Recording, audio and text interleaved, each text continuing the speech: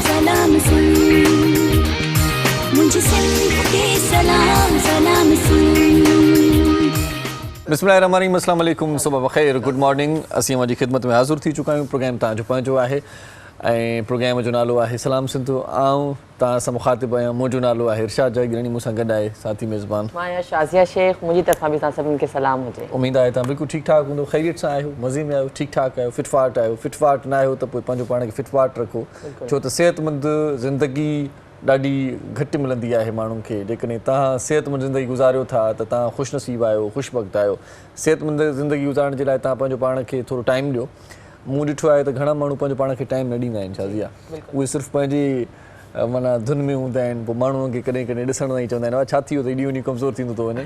सो अहिड़ी ॾींहं अचण खां पहिरियां या अहिड़ो जुमिलो ॿुधण खां पहिरियां तव्हांखे पंहिंजी सिहत ते थोरो ध्यानु ॾियणु खपे।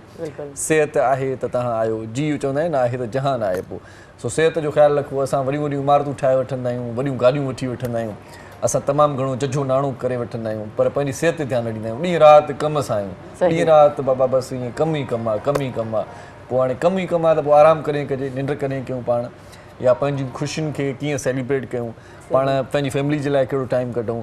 इहे सभु टाइम पाण खे कढणा पवंदा। ख़ासि तौर ते जेको आउं चवां थो त पंहिंजी सिहत जो टाइम रखो ऐं सिहत जो टाइम ईअं रखो त जेको टाइम मानीअ जो आहे त उहो प्रॉपर मानीअ जो टाइम उहो हुजणु घुरिजे। कमकार पिया थींदा, इलाही माण्हू आहिनि न की इलाही उन्हनि खे पाण वरी जीनियस माण्हू चवंदा आहिनि, पंहिंजे कम सां सचा आहिनि, सिंसियर माण्हू आहिनि। इहे माना पंहिंजो कमु न छॾींदा आहिनि कंहिं बि सूरत में। पोइ उन्हनि जे लाइ जेकॾहिं पाण चऊं उन्हनि जे साम्हूं का मानी बि अची वञे थी या को ताम अची वञे थो, को जूस वग़ैरह अची थो वञे त उहे पहिरियां कम खे तरजीह ॾींदा आहिनि, चवंदा पोइ पीऊं था, पोइ खाऊं था। पोइ उहा मानी बि ठरी वेंदी आहे।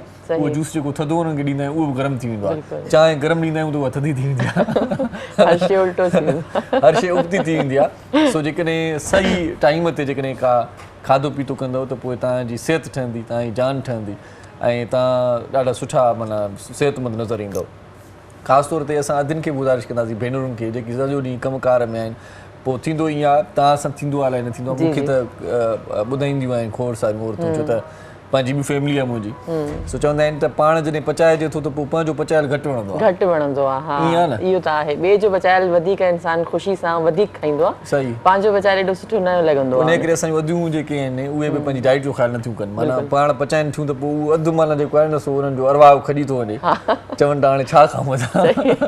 पोइ मर्दनि खे सर्व कनि था त पाण वरी खाइण खां थोरो पासीरा आहिनि, परहेज़ कनि था, अलाए छा था कनि ख़बर न आहे। पर पाण जेके नथी वञे का शइ त वरी कंहिं ॿी सर्तीअ खे चओ, घर में 4-5 औरतूं हूंदियूं आहिनि, अदी मुंहिंजे लाइ भला तूं ई पटाटा तरे वठ। न न, मर्द बि कुकिंग करे सघनि था।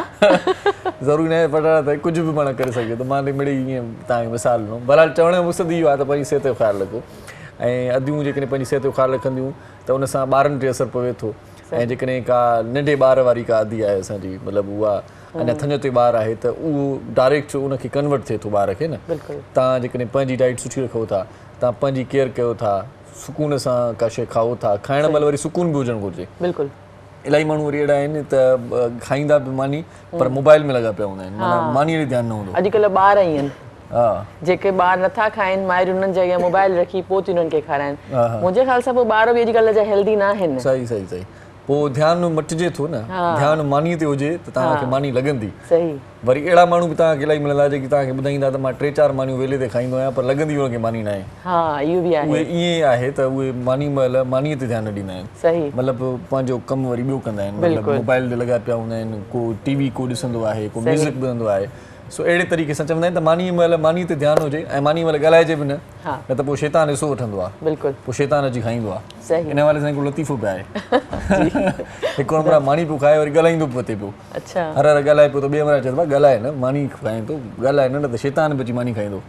चई मां शैतान अचे त भले अचे, मां दाल थो खावां कहिड़ी मुर्गी थो खावां, भले अची खाए खाईंदो सभई दाल अची खाए, कहिड़ो वरी मां ॿाकरो घोड़ थो खावां, शैतान खाई वेंदो। सही ॻाल्हि आहे। इहो त थियो हिकिड़ो भोग, हिकिड़ी मज़ाक कईसीं, पर हूअं बि चवंदा आहिनि त मानी खाइण महिल काॾे बि ध्यानु न हुजे, तव्हांजो ध्यानु उते ई हुजे, उते फोकस हुजे। पंहिंजी सिहत जो तमामु घणो ख़्यालु रखो। वरी बि असां चवंदासीं थोरी हल्की फुल्की वर्जिश बि कंदा कयो।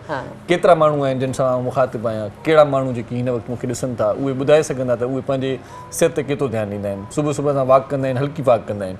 हल्की न कयो, थोरो माण्हू तेज़ माना डुकण जी कोशिशि न करे त घटि में घटि क़दम तेज़ खणे जॉगिंग करे हा जीअं पाण कॾहिं कॾहिं प्रोग्रामनि में दोस्त ईंदा आहिनि त उहे ॿुधाईंदा आहिनि त घटि में घटि तव्हांखे पघर निकिरे ऐं पघर निकिरे घटि में घटि तव्हां सहको सही माना कॾहिं बीहो किथे त ख़बर पए त तव्हां माना वॉक कई आहे तव्हां वर्जिश कई आहे सही तव्हांजो कोलेस्ट्रॉल घटिजे थो हार्ट जो प्रॉब्लम नथो थिए शुगर अॼुकल्ह आम लॻी पई आहे उहा नथी थिए मुंहिंजो हिकिड़ो माइट आहे उहो ॾाढो थुल्हो मतारो आहे उनखे आउं चवंदो आहियां वॉक करजे सॼो ॾींहुं त घुमंदो थो माना ईअं घुमण इहो न आहे उनजे लाइ प्रॉपर ॿिए तरीक़े सां एक्सरसाइज में काउंट नथो थिए उनजे लाइ बाक़ाइदा हिकिड़ी किट वठो तव्हां माना बूट बेड़ा हुजनि ऐं चपल पाए जेकॾहिं एक्सरसाइज कंदा त पोइ बि कमु न ठहंदो अच्छा कुझु माण्हू हूंदा आहिनि तयारी इलाही करे रखंदा आहिनि पर उहो करे न सघंदा आहिनि वॉक ईअं न जीअं तव्हां आहियो शायदि मां पंहिंजी मिसाल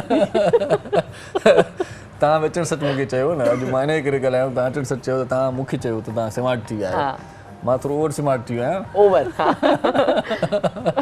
ऐं तव्हां चयो पिया तव्हां बि माना जिम वग़ैरह जॉइन कयो जिम जॉइन करण जी ज़रूरत न आहे सुबुह सुबुह तव्हां जेकॾहिं माण्हू टहल टकोर थोरी करे त इहो बि ठीकु रहंदो माण्हू हुते जेकॾहिं इलाही वरी औरतूं अहिड़ियूं बि आहिनि या असांजा मर्द हज़रात आहिनि ॿिन्ही ते आउं कंपेयर कयां थो त उहे अलाह साईं उन्हनि खे हिदायत ॾे उहे जिते वेंदा आहिनि त खाई पी वरी उन महिल ई कंहिं न कंहिंखे चवंदा आहिनि त हीअ थांव खणी भला हिते बोरची खाने में त रखो माना उते उथण जी तकलीफ़ बि न कंदा आहिनि पाणी पीअण जी तकलीफ़ न कंदा आहिनि पाणी भले थोरो साम्हूं पियो हुजे न चवंदा बाबा फलाणे खे सॾु कंदा बाबा हेॾे था वरियाम बाबा छो चई पाणी रुक त पीआर माना उतां उथी बि पाण जेकॾहिं उथी करे पाणी या पाणी वठंदी थोरी हलचल रखो उते वेठे वेठे मैसेज कंदा त मानी तयारु थी आहे त मूंखे मोकिलियो त पोइ इन सां बि जेको आहे सिहत ते नाकारी असरु पवनि था घुमो फिरो चवण जो मक़सदु इहो आहे त घुमो फिरो ऐं पंहिंजो पाण खे फिट रखो ऐं ज़हन खे फ्रेश रखो सुठियूं सुठियूं सोचूं सोचो सुबुह सुबुह जो पहर आहे त सुठियूं सुठियूं सोचूं सोचींदासीं त पोइ अॻिते वधंदासीं पाण खे उहे माण्हू घुरिजनि या तव्हां जेकॾहिं आहियो अहिड़ा त तव्हां ॾाढा ख़ुशबख़्त आहियो इलाही माण्हू चवंदा आहिनि त असां सपना ॾिसंदा आहियूं सपना उहे न आहिनि हूंदा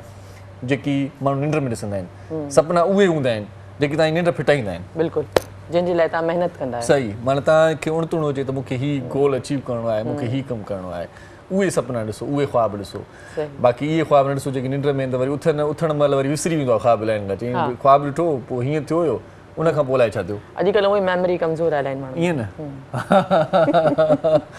सो ॻाल्हि इहा आहे त सुठा सुठा ख़्वाब ॾिसो सुठी सुठी सोचूं सोचो पंहिंजे बहितर मुस्तक़बिल जा ख़्वाब ॾिसो रोशन सुबुह जा ख़्वाब ॾिसो ऐं पंहिंजे मुल्क जी तरक़ी जा ख़्वाब ॾिसो पंहिंजे मुल्क खे केतिरो तव्हां ॾेई सघो था पंहिंजो किरदारु कहिड़ो अदा करे सघो था इहो ख़्वाब बि ॾिसो ऐं तव्हां कंहिं माण्हूअ जे कहिड़े कमु अची सघो था इहो ख़्वाब ॾिसो माना बहितर ख़्वाब ॾिसो इहे ख़्वाब न ॾिसो जेकी अॻे माण्हू ॾिसंदा हुआ इन्हनि ख़्वाबनि जा दौर हलिया विया आहिनि हाणे मुक़ाबले जो दौरु आहे हाणे कुझु करण जो दौरु आहे हाणे पाण पतोड़ण जो दौरु आहे हाणे तव्हां ॾिसो था त केतिरी माना जेका आहे ज़िंदगी मुश्किल थींदी थी वञे ॾींहों ॾींहुं रुॻो स्ट्रेस आहे ॾींहों ॾींहुं परेशानियूं आहिनि ॾींहों ॾींहुं माण्हू मुंझारे जो शिकार थी वियो आहे हर वक़्तु हर पल ॾुखियो थींदो थो वञे उनजी वजह इहा बि आहे इरशाद के अॼुकल्ह जा जेके असां सां गॾु माण्हू वेहनि था उहे बि असांखे इनकरेज न कंदा आहिनि कुझु असांजूं ग़लतियूं पॉइंट आउट करे असांखे इहो ॿुधाईंदा आहिनि पोइ असां चवंदा आहियूं की असां में कुझु सुठी ॻाल्हि बि हूंदी तव्हां उहो बि ॿुधाए सघो था इनकरेज करे सघो था पर इहा शइ न आहे उहो चवनि था त पंहिंजा ॾुख त ॿुधाई पर मुंहिंजा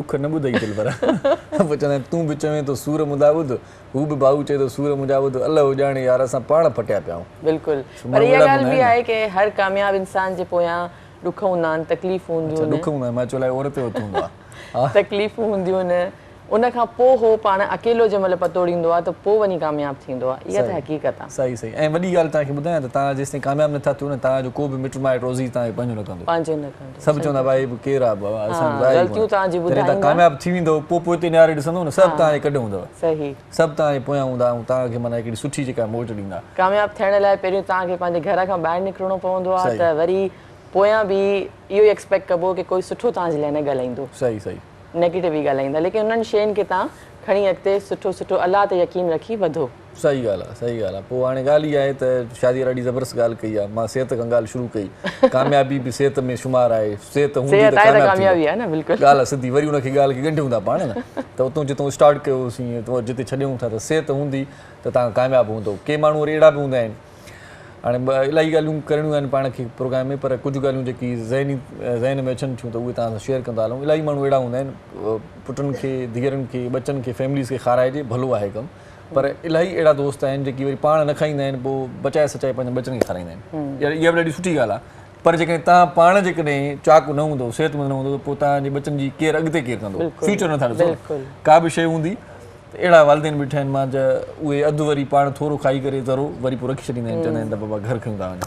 हाँ इहो बि ग़लति आहे। तव्हांखे इलाही माण्हू अहिड़ा मिलंदा जेके हिते केक बि सेलिब्रेट थींदो हो न, किथे केक कटिबो चवंदा मां घर खणी वेंदुमि। न इहो सुठो आहे, घर खणी वञो, पाण बि खाओ, ॿारनि खे बि खारायो। सही। सो हाणे प्रोग्राम जी तफ़सील इहा आहे, अॼु प्रोग्राम में असांजी कचहरी बि हूंदी, टहक बि हूंदा असांजा, ऐं गॾोगॾु असां म्यूज़िक ते बि ॻाल्हाईंदासीं। त म्यूज़िक जेका शुरूआती हुई, पुराणा सदाबहार कलाम ॿुधंदा हुआसीं कंहिं ज़माने में, ज़हनी सुकून मिलंदो, ईअं लॻंदो हो त ॼणो अमड़ लोरी थी ॾे, निंड वेंदा हुआसीं। हाणे जा कलाम था ॿुधूं त निंड मां छिरक थो भरिजी वञे, केरु आयो आहे, वाह छा थियो आहे, कहिड़ो बनण आहे। सो हिन म्यूज़िक ते बि ॻाल्हाईंदासीं, ऐं हिकिड़ो सुठो फ़नकार बि असां सां गॾु हूंदो, हिकिड़ो सुठो मौसीकार बि असां सां गॾु हूंदो। असीं तव्हां सां गॾु आहियूं, तव्हां बि असां सां गॾु हूंदो, ॾिसंदा रहिजो पंहिंजो प्रोग्राम। अहिड़ी साई खां पोइ मिलूं था, सो काॾे बि न वञिजो। सलाम सिंध। मुझे सिंध के सलाम सलाम सुन, मुझे सिंध के सलाम सलाम सुन। जी सलाम सिंध में हिकु बार वरी तव्हांखे भलीकार चऊं था, ख़ुशि आमदी। तव्हां वॾी महिरबानी कंदव असां सां, जेकॾहिं टेलीफोन लाइन ते बि मुखातिबु थींदव, तव्हांजा लख थोरा मञींदासीं। अॼु प्रोग्राम ॾाढो ज़बरदस्त थींदो, मौसीक़ी ऐं शाइरी ऐं गॾो गॾु कलाम हूंदा, वाह ॾाढो मज़ो ईंदो। जी त पोइ मिलायूं असां पंहिंजे मौज़ महिमान सां। सभ खां पहिरियां जेको असांजो मौज़ महिमान जेको हिन वक़्तु टीवी स्क्रीन तव्हांखे नज़र ईंदो, पाण उस्ताद मौसीकार आहे ऐं सुठो फ़नकार बि आहे। ऐं मूंखे ॿुधाईं त 1974 खां वठी करे हिन फ़न जी ख़िदमत करे पियो, ऐं माशाअल्लाह तमामु घणा जेकी फ़नकार आहिनि उहे प्रोमोट कया अथई, ऐं उहे फ़नकार जेके मुख़्तलिफ़ कॉन्सर्ट ते, मुख़्तलिफ़ स्टेजिस ते, मुख़्तलिफ़ इवेंट्स में पंहिंजो पाण मञाए रहिया आहिनि। ऐं उहा जेका मञता आहे उन्हनि खे इन जे करे मिले थी छो त उन्हनि खे उस्तादु ॾाढो सुठो मिलियो, सेबतो उस्तादु, सुरीलो उस्तादु, भलो उस्तादु मिलण बि अॼुकल्ह जे दौर में वॾी ख़ुशबख़्ती आहे। सो असांजे प्रोग्राम में अॼु सुठो उस्तादु मौसीकार ऐं फ़नकार गॾु आहे, उनजो तारीफ़ तव्हां सां करायूं था ऐं उनखे वेलकम बि चऊं था। परवेज़ बशीर साहिब खे भलीकार चऊं था। अस्सलाम वालेकुम सर। वालेकुम सलाम। कैसे हैं? ठीक हैं आप? अल्हम्दुलिल्लाह। बहुत शुक्रिया, टाइम निकाला आपने हमारे प्रोग्राम में आए। उन खां सवाइ सुठो फ़नकार, सुरीलो फ़नकार, भलो आवाज़ रखंदड़, थोरी देरि पहिरियां रिहर्सल थिए पई त पहिरीं जेका स्टार्ट वारी धुन उन्हनि चूंड कई आहे असांखे ॿुधाइण जे लाइ, उहा बि ॾाढी ज़बरदस्त हुई, माना उहा असराइती हुई, मज़ो आयो। कॾहिं कॾहिं ईअं चवंदा आहियूं न, मज़ो भले अचे बि सही, पर कॾहिं कॾहिं दिली तौर ते कैफ़ियत उहा हूंदी आहे त चवंदा आहियूं अञा मज़ो न आहे उहो।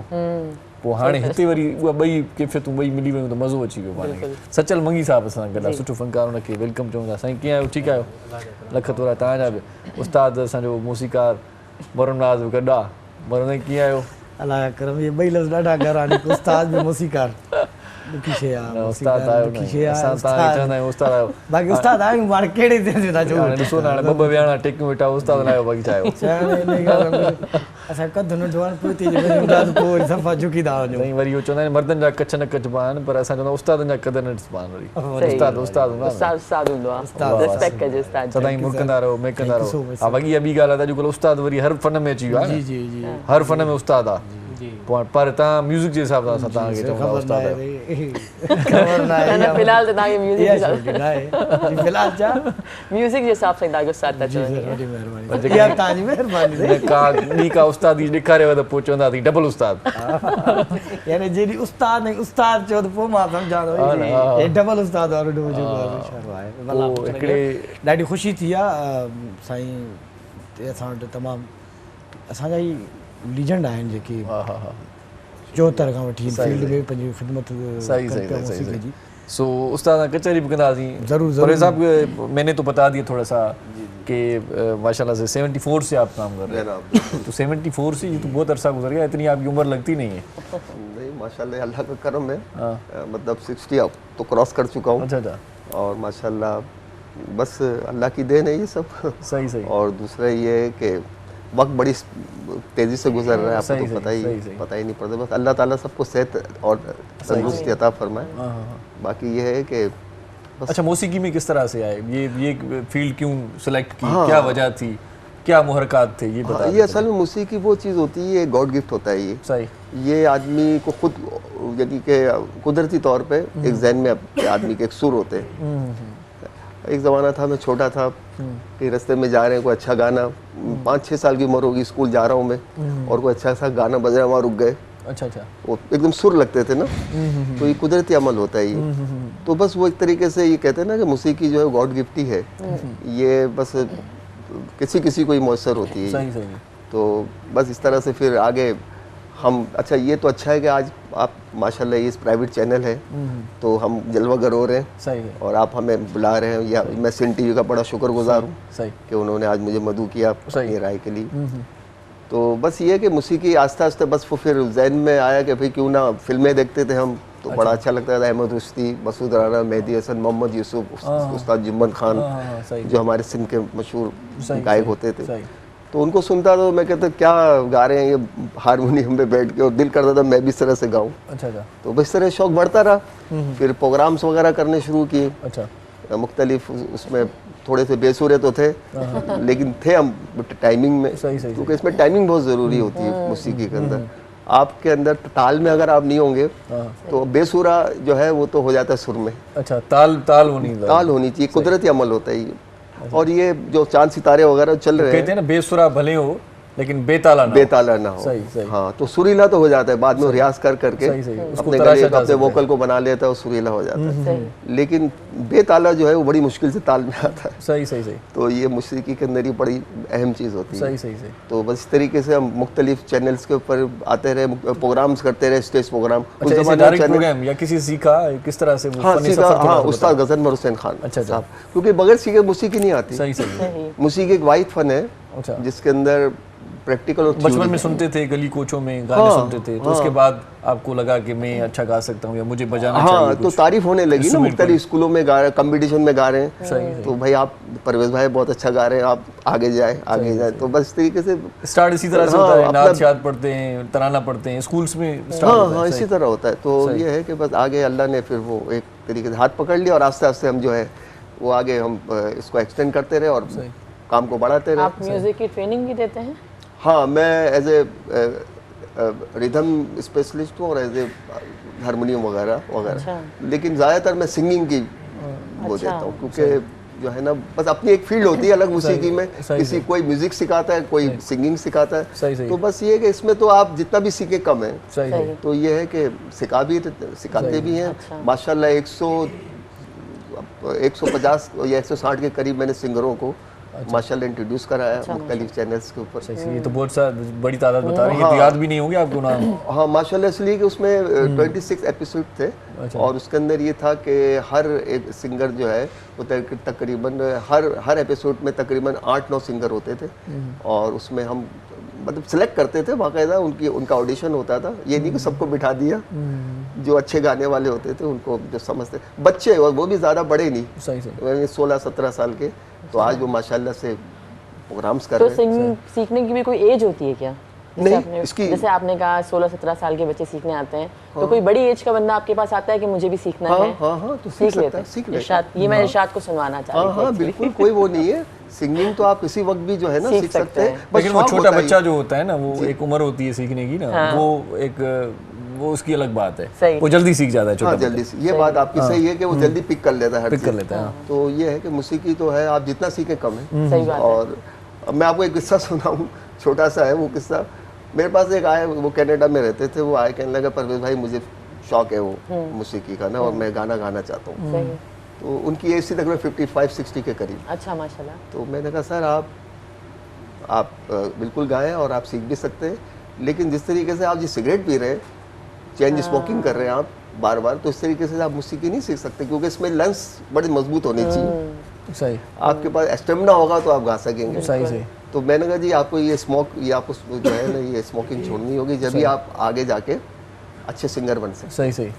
तो कहने लगे परवेज भाई मैं छोड़ दूंगा।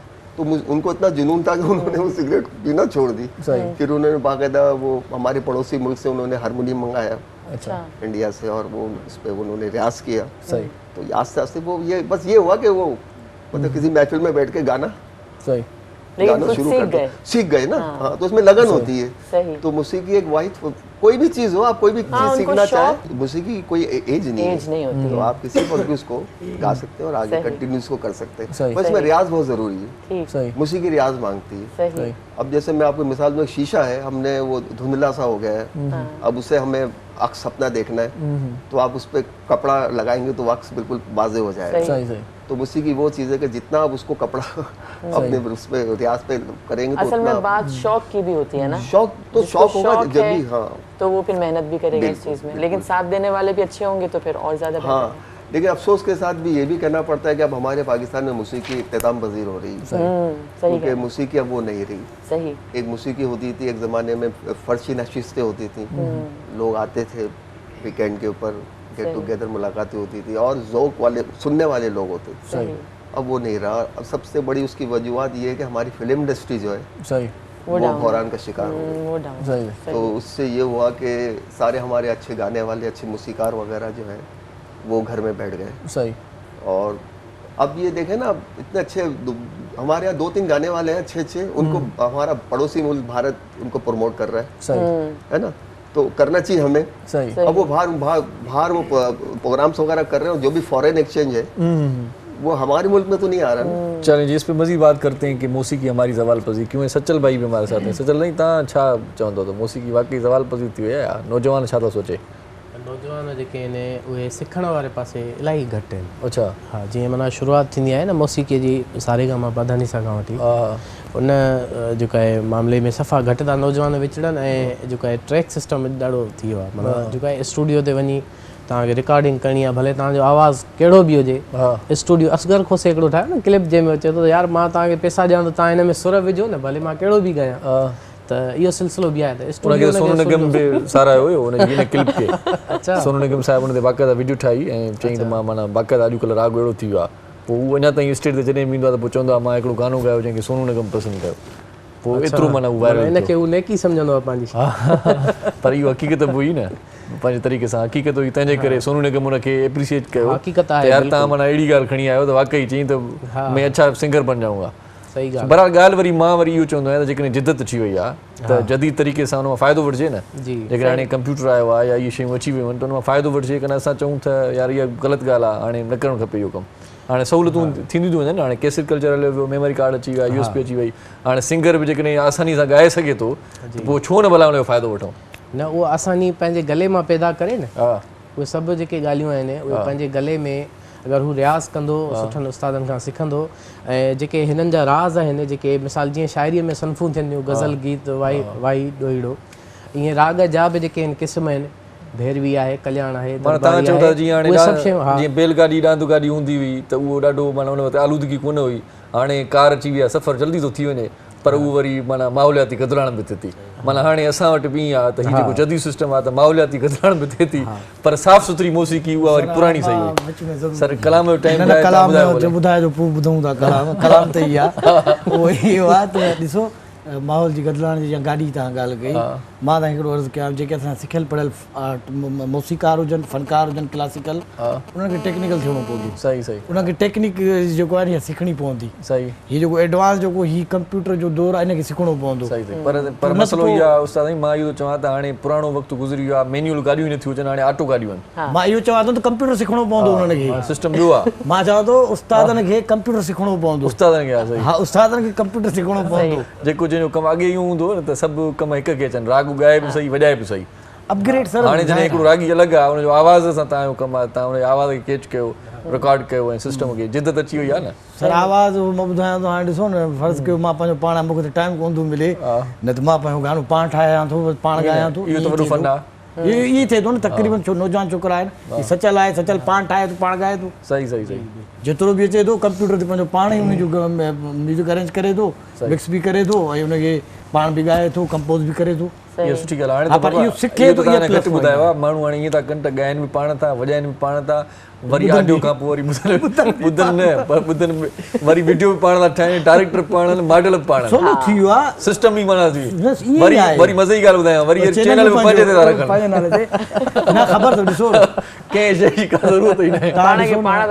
हाणे ही जेके असां वटि जापान जी ॻाल्हि था कयूं, जापान जी सर, जापान की अभी भी टेक्नोलॉजी इतनी आगे है कि वो 2050 में जी रहे हैं अभी भी। सही माशाल्लाह। 2021 में असां अगरि हलूं पिया त जापान हुन वक़्तु 2050 में पियो हले। सही सही। उहो तव्हां ॿुधायो न अॻे अलाए कहिड़ो चयो पे मुल्क जिते तव्हां सऊदी जी ॻाल्हि पे कई, अलाए किथे जापान जी ॻाल्हि कई, जिते वियो त तव्हां एॾो वॾा वॾा इंस्ट्रूमेंट तव्हां ॾिठा, हिते जी ॻाल्हि ॿुधायो माण्हू खे यकीन न पिया कनि। हा, गल्फ जे अंदरि ॿुधायां मां बिल्कुलु उन वक़्त में जेको आहे हिते मां मूंखे यादि आहे, मां हाणे नंढड़ी ॻाल्हि ॿुधायां, असांजो हाणे सन 80 से म्यूज़िक जो है हॉलीवुड से लेके तकरीबन यानी हॉलीवुड उसके बाद बॉलीवुड पे आ जाए, तो हॉलीवुड में जो है 80 से कंप्यूटर में म्यूज़िक बन रहा है।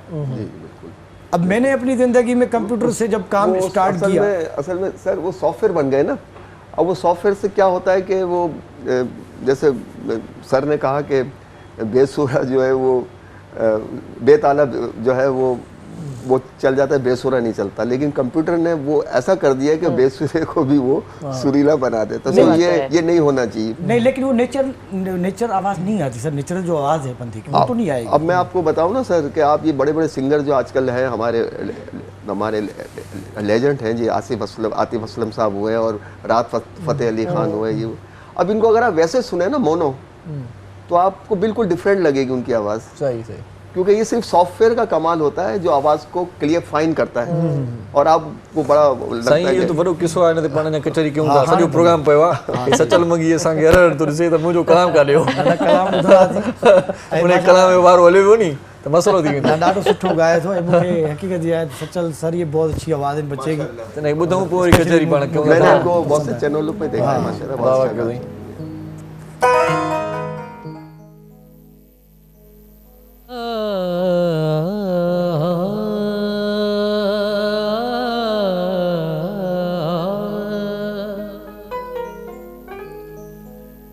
ये दिलदार मूंखे तुझे मोहब्बत जी ज़रूरत या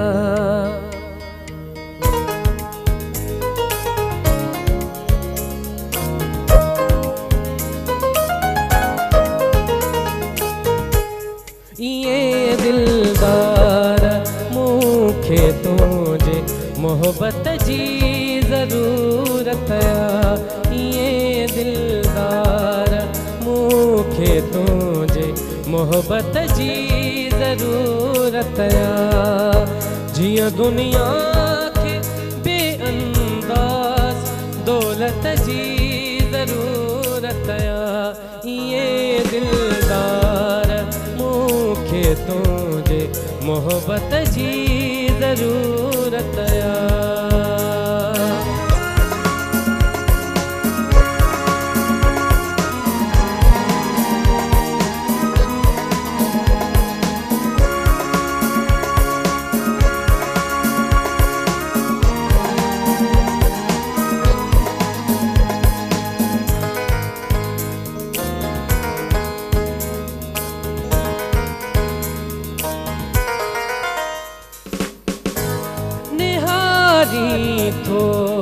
निहारिया थो मिठा मुर्की त मुर्का थो, निहारी थो निहारिया थो मिठा मुर्की त मुर्का थो, मज़ो ॾाढो अचे थो पर वज़ाहत जी ज़रूरत या, मज़ो ॾाढो अचे थो पर वज़ाहत जी ज़रूरत या, जिया दुनिया के बेअंदाज़ दौलत जी ज़रूरत या, ये दिलदार मूंखे तुझे मोहब्बत जी ज़रूरत या।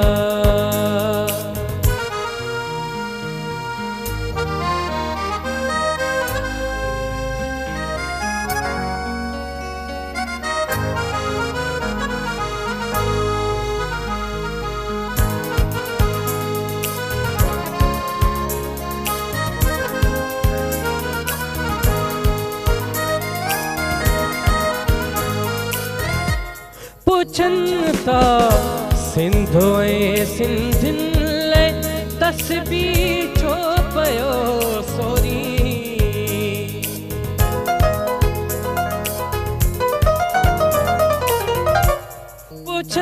था सिंधो ऐं सिंधियुनि तस्बीह छो पियो सोरी चयुमि हाणे पछाड़ी इबादत जी ज़रूरत चयुमि हाणे पछाड़ी इबादत जी ज़रूरत जियां दुनिया खे बेअंदाज़ दौलत जी ज़रूरत ये दिलदार मूंखे तुंहिंजे मोहब्बत जी ज़रूरत ये दिलदार।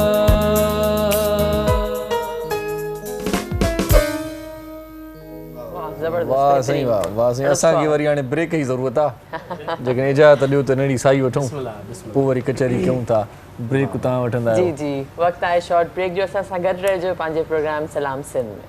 मुझे सिंध के सलाम सलाम सिंध मुझे सिंध के सलाम सलाम सिंध।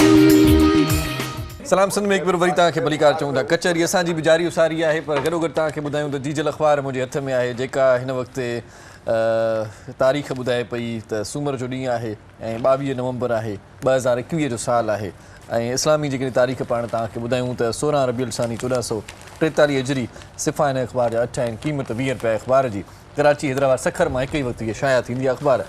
अॼु अख़बार में जेकी ख़बरूं आहिनि वज़ीर आज़म साहिब जी सभ खां पहिरियों लीड ख़बर लॻल आहे। वज़ीर आज़म साहिब फरमाए थो त लैंड माफ़िया सियासी अशराफिया जी मदद सां 6000 अरब जी सियासी ज़मीन ते क़ाबिज़ आहे। 6000 अरब जी सियासी सरकारी ज़मीन ते क़ाबिज़ आहे। सहूलियतकारनि ख़िलाफ़ु कार्रवाई कंदासीं वज़ीर आज़म इहो चए थो। हाणे ॾिसिजे त छा थो थिए इंकरेजमेंट जे हवाले सां तमामु घणो कमु थियो पर हाणे लैंड माफ़िया ख़िलाफ़ु कीअं थो कमु थिए इहो हाणे वक़्तु ॿुधाईंदो। वज़ीर आज़म साहिब बयानु ॾेई छॾियो आहे। जेका सुपर लीड ख़बर आहे उहा इहा आहे त ऑफिसरनि जी बदिलियुनि ते सलाह मशवरा कया आहिनि। सिंध रूल्स जी भञकड़ी पियो करे अहिड़ो अमल सरासर गैर क़ानूनी आहे। इस्टेब्लिशमेंट डिवीज़न जो जवाबु आहे इहो। ऐं वज़ीर आज़म इमरान ख़ान 2018 खां लाॻीतो बुहराननि खे मुंहुं ॾेई रहियो आहे। फ़ारूक हबीब साहिबु इहो चए थो। ऐं नेब पाकिस्तान जो करप्ट तरीन इदारो आहे शाहिद ख़ाकान अब्बासी। ऐं गॾोगॾु गैस बुहरान समेत सभिनी मसइलनि जो हल PTI हुकूमत जो ख़ात्मो आहे बिलावल भुट्टो चवे थो इहो। ऐं साद रिज़वी साहिब वरी चए थो त मरी वेंदासीं पर ज़ुल्म जी हिमायत न कंदासीं। ऐं ॿी जेका ॻाल्हि अहम आहे उहा तव्हांखे ॿुधाईंदो हलां त 25 नवंबर खां पेट्रोल जेको आहे सो शायदि तव्हांखे न मिले। हिकिड़ो ॾींहुं पूरो हड़ताल हूंदी। पेट्रोलियम डीलर्स एसोसिएशन पारां सॼे मुल्क में पेट्रोल पंप बंदि करे 25 नवंबर खां मुल्कीर हड़ताल जो ऐलान कयो वियो आहे। सो आज़ादु कश्मीर ऐं गिलगित बल्तिस्तान में पेट्रोल पंप बंदि रहंदा जेसीं ताईं डीलर जे मार्जन खे 600 वधायो न वेंदो तेसीं ताईं हुकूमत सां ॻाल्हियूं न थींदियूं। एसोसिएशन इहो चवे पई 25 नवंबर ते अञा पहिरियां बि हिकिड़ो भेरो हिननि चयो हुयो त असां हड़ताल कंदासीं हुकूमत हुन सां ॻाल्हियूं कयूं पर हाणे हीअ चवनि था त असांजी जेका डिमांड आहे असांजो जेको मुतालबो आहे उहो पूरो न थींदो तेसीं ताईं असां हड़ताल जो सॾु ॾेई छॾियो आहे। हड़ताल जारीअ सां ई रहंदी। 25 नवंबर ते बहरहाल एहतियातनि 24 नवंबर ते पेट्रोल भराए छॾियो गाॾियुनि में। तव्हांखे सलाह ॾियां थो इहा 25 नवंबर ते का ख़बर न आहे त हालत या हालतूं कहिड़ियूं हूंदियूं। इन खां सवाइ जेकी ॿियूं ख़बरूं आहिनि उन्हनि में कुझु इलाइक़ाई ख़बरूं बि आहिनि। सिंध में उरड़ीअ जा रंग 4 ॿार फोत। उरड़ीअ जूं जेके आहिनि से पाण प्रोग्राम बि ख़ासि कयासीं त उन्हनि सां गॾु हिकिड़ी ॿी वैक्सीन बि अचे थी रुबेला जे नाले सां उहा बि ज़रूरु लॻारायो। ऐं 27 नवंबर ताईं इहा शायदि मुहिम बि जारी उसारी आहे। इन खां सवाइ इलाइक़ाई ख़बरुनि ते जेकॾहिं नज़र विझूं था त तमामु घणियूं ख़बरूं आहिनि। उन्हनि ख़बरुनि खे छॾे करे आउं चवां थो त तकड़ में तव्हांखे शोबिज़ जूं ख़बरूं ॿुधायूं ऐं उनजे लाइ आउं शाज़िया खे गुज़ारिश कयां थो त शोबिज़ जी ख़बरुनि ते हिकिड़ी नज़र विझे त पोइ पाण प्रोग्राम जी तरतीब खे अॻिते वधायूं। जी शाज़िया बॉलीवुड जी थी ॿुधायां। जी सिख कम्युनिटी कंगना रनावत खे पागल करार ॾेई छॾियो आहे। अच्छा न कंगना खे मेंटल अस्पताल में दाख़िल थियणो खपे जेल में मुंतक़िल कयो वञे। ईअं न कयो भली कंगना त सही छोकिरी आहे ईअं माना पागल कोन्हे का। नफ़रत जी फैक्ट्री आहे। अच्छा जी संदसि तकरारी बयान हिन जी ज़हनी अकासी कंदा आहिनि। अच्छा माना ज़हनी अकासी तकरारी बयान था कनि। हा सही उहो कंदी आहे उहा वधीक तकरारी हुनजा हूंदा आहिनि। अच्छा सही आमिर ख़ान पारां फिल्म जी रिलीज़ थियण दौरान रोअण जो इंकशाफ। फिल्म नाकाम थींदी आहे त मां कमरे में पाण अकेलो बंदि थी रोअंदो आहियां। कामयाब जी सूरत में भी मां रोंदो आहियां पर उहे ख़ुशी जा गुण हूंदा आहिनि। सही माना हीउ रोंदो ई रहंदो आहे। ख़ुशी में बि रोंदो। मसलो कहिड़ो आहे माना कामयाब थिए त बि रोए फिल्म नाकाम थी तब बि रोया, हाणे ख़बर के पिया सेंसिटिव माण्हू जी निशानी हूंदी आहे, भले माण्हू जी निशानी आहे, भले माण्हू त हू पंहिंजी फिल्म ते एॾी तवजो ॾिए थो, हुन खां पोइ जॾहिं हुनखे मोट मिले थी त हू ख़ुशीअ मां रोई थो, ख़ुशी में बि रोए थो, मूंखे एॾी मोट, हा नथी मिले गम में बि रोए थो, माना उहो पंहिंजे कम ते फोकस थो करे न। ये क्लिप भी मशहूर है ना, हयल आहे इतनी खुशी सो इतनी खुशी जे करे रोंदो पिया आहे ऐं कॾहिं कॾहिं सच में बि रोए थो। हा जेका हिनजी दिल फिल्म हुई हुन में हुनखे हिकिड़ो डांस जो स्टेप न पियो अचे, हुन ते बि हिन रोअणु शुरू करे ॾिनो, मतिलबु कम ते फोकस कंदो आहे। सही सही सही। बाक़ी क्रिकेट जी तव्हां रोंदा आहियो, तव्हां खां पोइ पुछा कंदुसि पर ख़बरूं ॿुधायो। हा पाकिस्तान विमेंस खे बांग्लादेश जी माइन शिकस्त जो मज़ो चखाए छॾियो आहे। अच्छा विमेंस वर्ल्ड कप क्वालिफाई मैच में पाकिस्तान हारे जे मैदान ते 201 रन्स ठाहे वरिता। सही सही सही। ख़बरूं भले सुठियूं हुजनि न हुजनि, तव्हां पढ़ो था सुठियूं थियूं लॻनि लाइ चवंदा आहिनि न पढ़ण वारे जो बि त अंदाज़ आहे न, तव्हांजो अंदाज़ त बहितरीनु सची ॻाल्हि त मां ख़बरूं ॿुधियूं पढ़ियूं न कंहिं ॿुधियूं कोन, तव्हांजे पढ़ण ते मां बि ॿुधां पियो त कीअं थी ख़बर तव्हां पड़े। साथ था ॾियो न सुठी। सही सही। हूअं तव्हां रोअंदा आहियो? हा मां रोअंदी आहियां। तव्हां छो रोअंदा आहियो?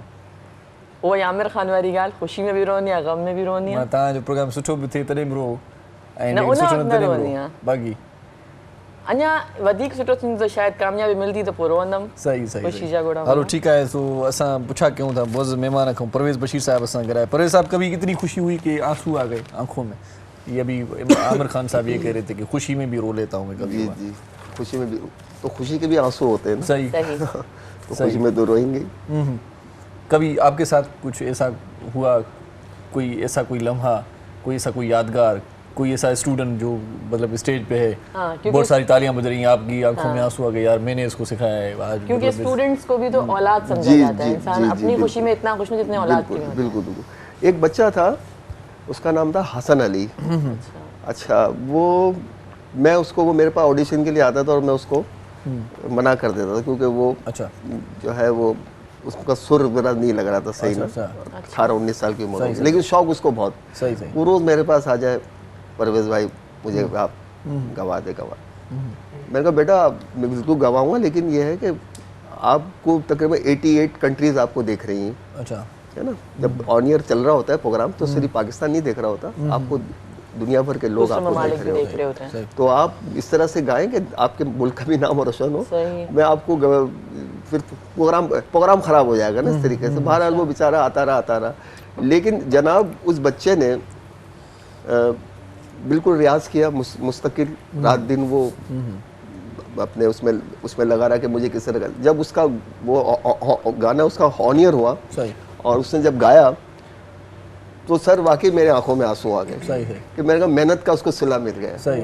और इतना अच्छा गाया कि तकरीबन उसके अंदर 5 कंसल्टेंट थे जो उसमें शरीक हुए थे, मतलब जो उसमें पार्टिसिपेट किया था जिन्होंने, उन 5 में से वो सबसे अच्छा उसने गाया। अच्छा। और बाकायदा फिर अब वो आज बहुत बड़ा हो गया, बहुत पुरानी बात है, और माशाल्लाह उसने पूरे वर्ल्ड में फिर प्रोग्राम्स किए उसने, दुबई में, अमेरिका में, इंग्लैंड में और भी बहुत सी जगहों पे की। तो कहना मकसद ये है कि आंसू बिल्कुल आए, मुझे आए उस वक्त ना, मैंने देख के मैंने कहा देखें ये इसको मेहनत का सलाह। तो ये होता है सिंगरों में बाज़ दफ़ा, तो ये खुशी के आंसू भी होते हैं सही और गम के भी आंसू होते हैं। अच्छा ये उस्ताद जो होते हैं ख़ासतौर पर मौसीकार, उस्ताद मोहरमनाज बैठो आहे। जी जी साईं ॿिन्ही का इहो सुवाल आहे, ये उस्ताद खामखा क्यों कहते हैं कि भाई ऊपर सुर लगाओ, भाई जितनी कैपेसिटी है आवाज़ की, नीचे भी बंदा गा ले, भाई गज़ल गायक भी होते हैं यार। नहीं असल में ऊपर सुर लगाओ, इतने ऊपर सुर। मैं भी कभी कभार जाता हूँ ना स्टूडियो में, ज़बरदस्ती खामखा कहते हैं कि यार ऊपर सुर लगाओ, अब कितना ऊपर लगाऊँ यार, ये क्या चक्कर होता है मुझे थोड़ा बताएं।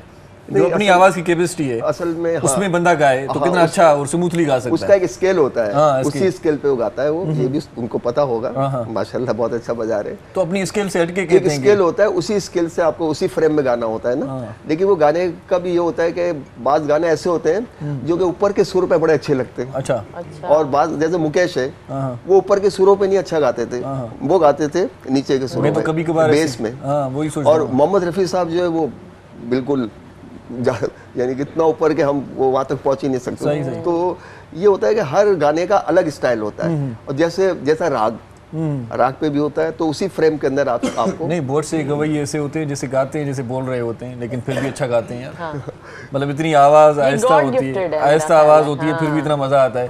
ऊपर के सुर लगाने की जरूरत क्या है? असल में सर बात दरअसल ये होता है कंपोजिंग अच्छी हो, अच्छी कंपोजिंग हो, अच्छी उसके अंदर पोइट्री हो, शायरी उसकी अच्छी हो, तो गाना सभी अच्छे होते हैं गाने को सारा ही काम होता है म्यूजिक डायरेक्टर का सही कि उसको कैसे ढालता है, उसके फ्रेम के अंदर वो कैसे रंग, गुलदस्ते में जो एक गुलदस्ता होता है उसमें मुख्तलिफ फूल होते हैं, अब उन फूलों को जब भी अच्छे लगेंगे जब अच्छे फूल उसमें लगे हुए हैं, तो मूसीकार का इसमें बहुत बड़ा होता है कि वो म्यूजिशियन उसमें कौन कौन से उसने म्यूजिशियनों को इन्वॉल्व किया है ना उसमें।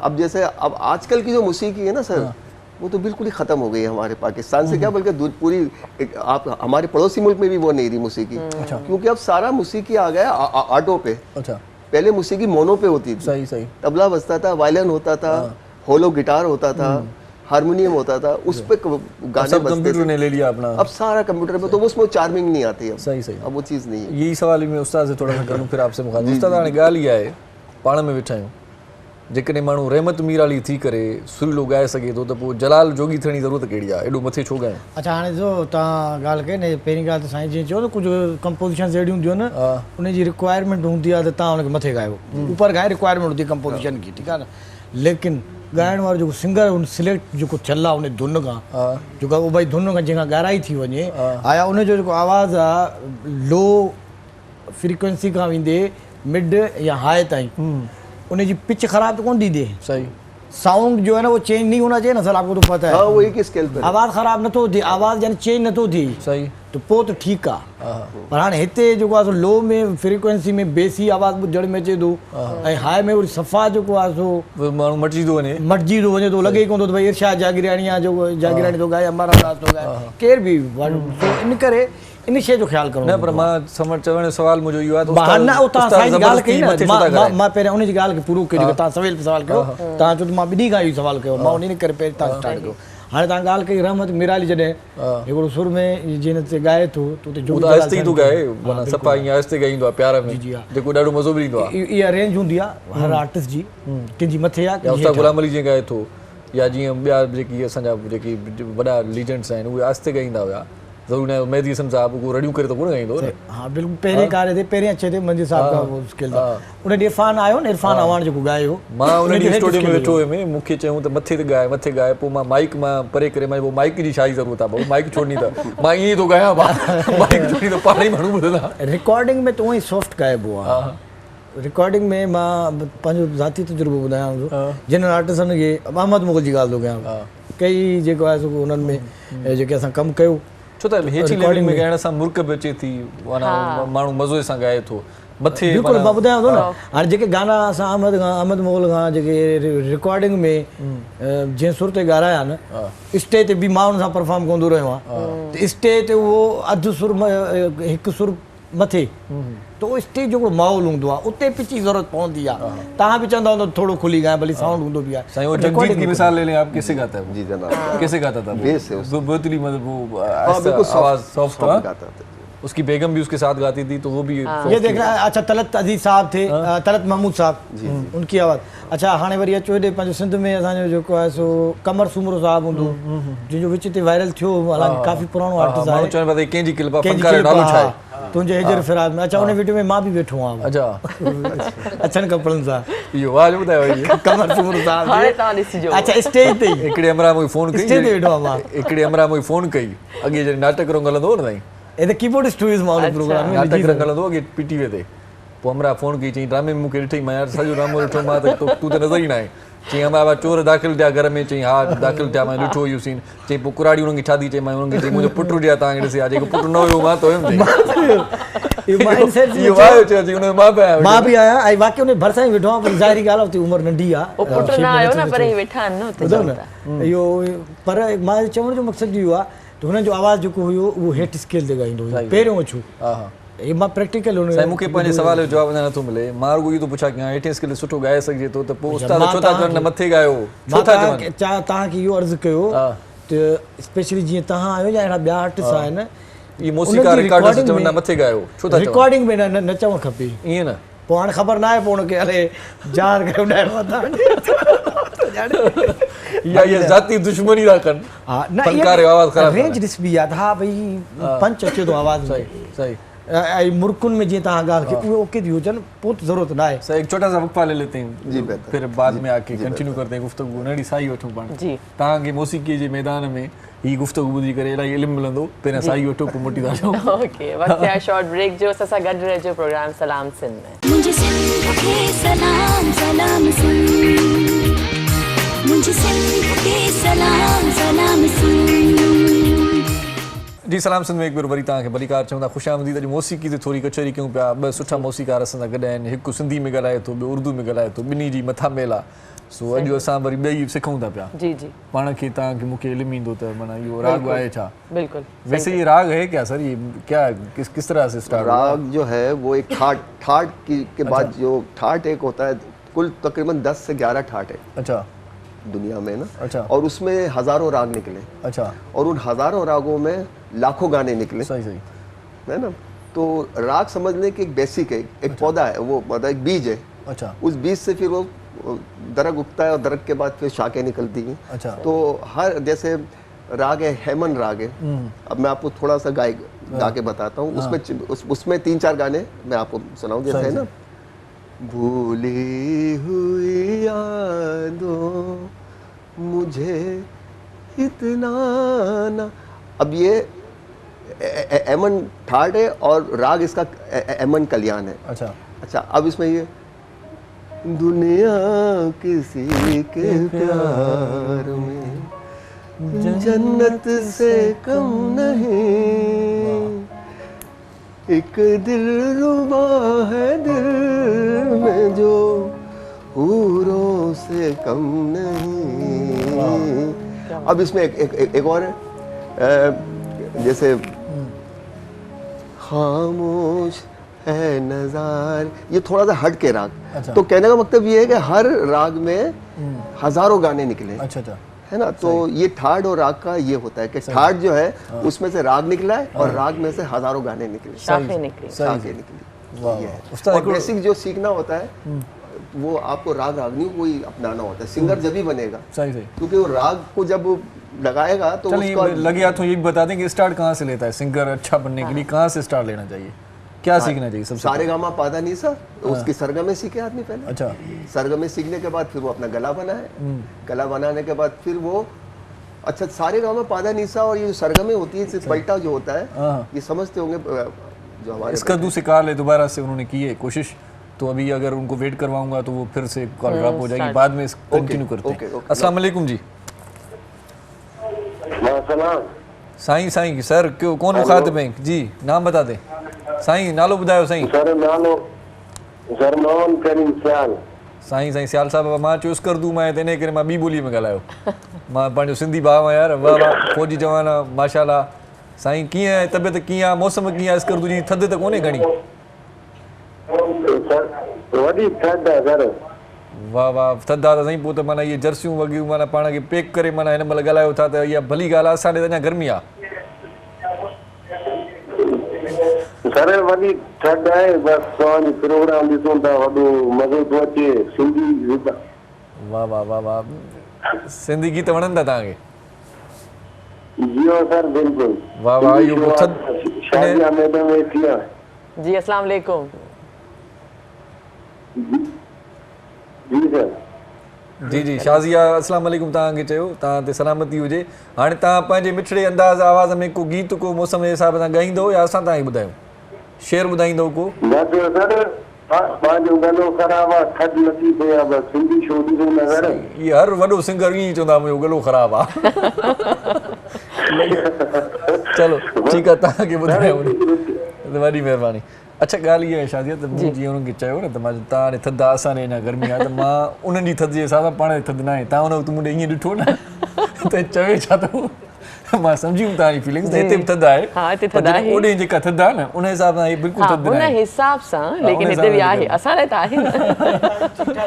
गर्मी आहे ईअं न साईं? हा, त पोइ उन हिसाब सां हुजनि हिते ईंदा आहिनि, चवंदा छा जो आहे हिते पारो आहे, उन्हनि जे हिसाब सां घटि आहे। सही, उते वरी मौसम ईअं आहे। तव्हां मूं ईअं ॾिठो पए त मूं चयो शायदि मां ग़लति चई आहियां, पर मां पंहिंजे हिसाब सां सही हुयुमि। बड़ा कचहरी के अञा कंटिन्यू रखूं था। सर हर बड़ा गायक जो कहता है ना, जिस तरह से मैंने उनको बताया कि तो मेरा गला ठीक नहीं है, आज मैं थका हुआ हूँ, ये क्यों कहते हैं? खामखा कहते हैं। अक्सर किसी भी फनकार को आप कोई गुजारिश करें ना भाई कुछ सुना दें, पहले बात यही करेगा, पहली बात ये कि भाई गला ठीक नहीं है, रात को मैं एक प्रोग्राम में था, अब थका हुआ हूँ। गाएगा भी अच्छा, लेकिन ये बोल के गाएगा ताकि कमी कोताही हो तो इधर उधर हो जाए। यही वजह होती है, क्या वजह होती है? ये भी वजह होती है। दूसरा ये तो माहौल होता है गाने का। गाने का असल में एटमॉस्फेयर होता है। अब जैसे अब ये बैठे हुए हम, तो अब आपका भी दिल कर रहा होगा कुछ गाँव में, आपका भी दिल कर रहा होगा, भाई तो गा ही रहे। तो बाद लोग जो है थोड़ा सा ये करते हैं कि कोई माहौल मिले तो हम गाएं। अब वो इसलिए भी नहीं गाते। आपकी बात दुरुस्त है कि कहीं खुदा ना खास्ता हम बेसुरे हो गए तो कहेंगे यार आप क्या गा रहे हैं आप। तो बात अच्छा क्या है कि मौसीकी के अंदर जो है ना ये वोकल बहुत ज़रूरी है। अच्छा एक और चीज़ भी बता दूं मैं आपको, 5 चीज़ें बड़ी ज़रूरी होती है सही अच्छे गुलकार के लिए। अच्छे गुलकार चलें जी बता दें। हाँ, बहुत ही ये समझ लें कि एक बेसिक चीज़ है ये। अच्छा सबसे पहले तो आपका वोकल, आपका गला, मतलब आवाज अच्छी होनी चाहिए, वो आपका होना चाहिए बिल्कुल नंबर वन प्रायोरिटी ये है कि आवाज अच्छी। दूसरा आपका होना चाहिए तलफ्फुज़। सही, तलफ्फुज़ से मुराद ये कि आपकी अदायगी बड़ी अच्छी है। और तीसरा ये कि डिलीवरी जो आप अदायगी कर रहे हैं वो आपकी डिलीवरी के जरिए जी बिल्कुल। और तीसरी और चौथी चीज़ होती है ताल, जिसको मैंने आपसे पहले भी कहा था कि टाइमिंग। सही। और ये चीज़ें बहुत। और तीसरा और पांचवा जो चीज़ होती है वो होती है फीलिंग। सही सही कि आपके अंदर फीलिंग हो गाने की, जो आपके इमोशंस होंगे वो आवाज़ में आएंगे। तो ये सब चीज़ें जाके एक फ्रेम के अंदर अच्छा गाना बनता है। सही सही। तो जब तक आप सीधा सीधा गा रहे हैं आपकी फीलिंग ही नहीं आएगी, गाना ही नहीं आएगा। आप अच्छी फीलिंग से गाने। मोहम्मद रफ़ी के अंदर यही क्वालिटी थी कि उनके अंदर फीलिंग होती थी गाने की। तो वो उससे उनके गाने इतने, अब जैसे उन्होंने हर गाना गाया, गमगीन भी गाया और यानी कि रंबा शंबा भी गाया, और मतलब गमगीन भी गाने गाए, खुशी वाले गाने भी गाए। तो क्या होता है फीलिंग से होता है। ऐसे हमारे पाकिस्तान के होते थे अहमद रुश्ती साहब, उनके अंदर भी बड़ी क्वालिटी थी कि उनके अंदर भी फीलिंग होती थी। ये 5 चीज़ें उनके लिए जिस तरह से अल्फाज हैं उसी तरह से उसकी अदायगी। सही सही क्या कहने। बाक़ी हिकिड़ी ॻाल्हि नहीं, जीअं साईं चयो तलफ़ुज़ सुठो हुजे, आवाज़ सुठो हुजे, ॿियो टाइमिंग बि ॾाढी सुठी मैच करे त माण्हू चाहे। पंहिंजो सिंधी फनकार या उर्दू फनकार माण्हू सम्झो हिकिड़ी ॻाल्हि टाइमिंग जे हिसाब सां ॾाढी गौर फ़िकुर वारी हूंदी आहे त जेकॾहिं पैसा घणा घुरजनि था त पोइ यको उहा ई टाइमिंग रखंदा इहो हिकिड़े मिसरे जी जेका पाड़ पटींदा आहिनि न त पोइ यको लॻा पिया हूंदा आहिनि। इहा बि सुठी ॻाल्हि आहे, रोज़ी थिए थी पाण वेठा आहियूं। पर हाणे ॿी ॻाल्हि कयूं त साईं चवे थो त मौसीक़ी सवाल पुज़ीर थी वई आहे। तव्हां बि एज़ अ मौसीक़ार तव्हांजो छा रायो आहे? मां त ॾिसां थो ॾाढा सुठा नौजवान उभरी आया आहिनि, ॾाढी सुठी मुंहिंजी राय इहा आहे त अञा वाध वेझ थिए थी, अञा तरक़ी थिए पई। सर मौसीक़ी तरक़ी करे पई, मां इहो सम्झां। अच्छा। पर इहो ज़रूरु आहे सिखण वारा घटि थी विया आहिनि, ॻाइण वारा जेके आहिनि न सिखण जी तरफ़ घटि थी विया आहिनि, टेक्निकल थी विया आहिनि। जीअं मां सवेर तव्हांखे अर्ज़ु पियो कयां, उस्तादनि खे टेक्निकल थियणु खपे। सही सही। वक़्ती ज़रूरत आहे। सही सही। हाणे मां अगरि ॿुधायां त अगरि मां मुंहिंजो स्टार्ट आहे हारमोनियम थी, अगर मां हारमोनियम ताईं महदूद हुजां त अॼु मां हिते न वेठो हुजां। सही बिल्कुल सही। वन मैन शो करण या 5 एट द टाइम। हाणे वॾे में वॾो मां तव्हांखे हिकिड़ो मिसाल ॾियां, नुसरत फ़तेह अली ख़ान असांजी एशिया जो बल्कि दुनिया जो वॾो उहो हिकिड़ो सम्झो कि मौसीक़ी वॾे आर्टिस्ट जी ॻाल्हि आहे कयो त इहा ॻाल्हि वॾी हूंदी। बिल्कुलु। इन करे पहिरियां हिकिड़ी कॉल वठूं छो त हुनजो पेरेंट्स वीचारे जो माना ख़्यालु करणु खपे। कश्मीर मां कॉल आहे, माना परे खां कॉल आहे न जी सर। सो पोइ तव्हां इहा ॻाल्हि नुसरत फ़तेह अली ख़ान खां ई स्टार्ट कयो। तव्हां यादि ॾियारियो साईं, मां थोरो विसरियो मरियो आहे मूंखे थोरो। अस्सलाम वालेकुम। हेलो जी साईं, केरु पिया ॻाल्हायो साईं? अब्दुल गफूर लाशारी साहब, कीअं आहियो? ठीकु आहियो? बिल्कुलु ठीकु ठाक। तव्हां पुछा करे सघो था? ठीकु आहे जी जी। सिर्फ़ु मां न पुछा करे तव्हां पुछा करे सघो। जी साईं, छा चवणु चाहींदो?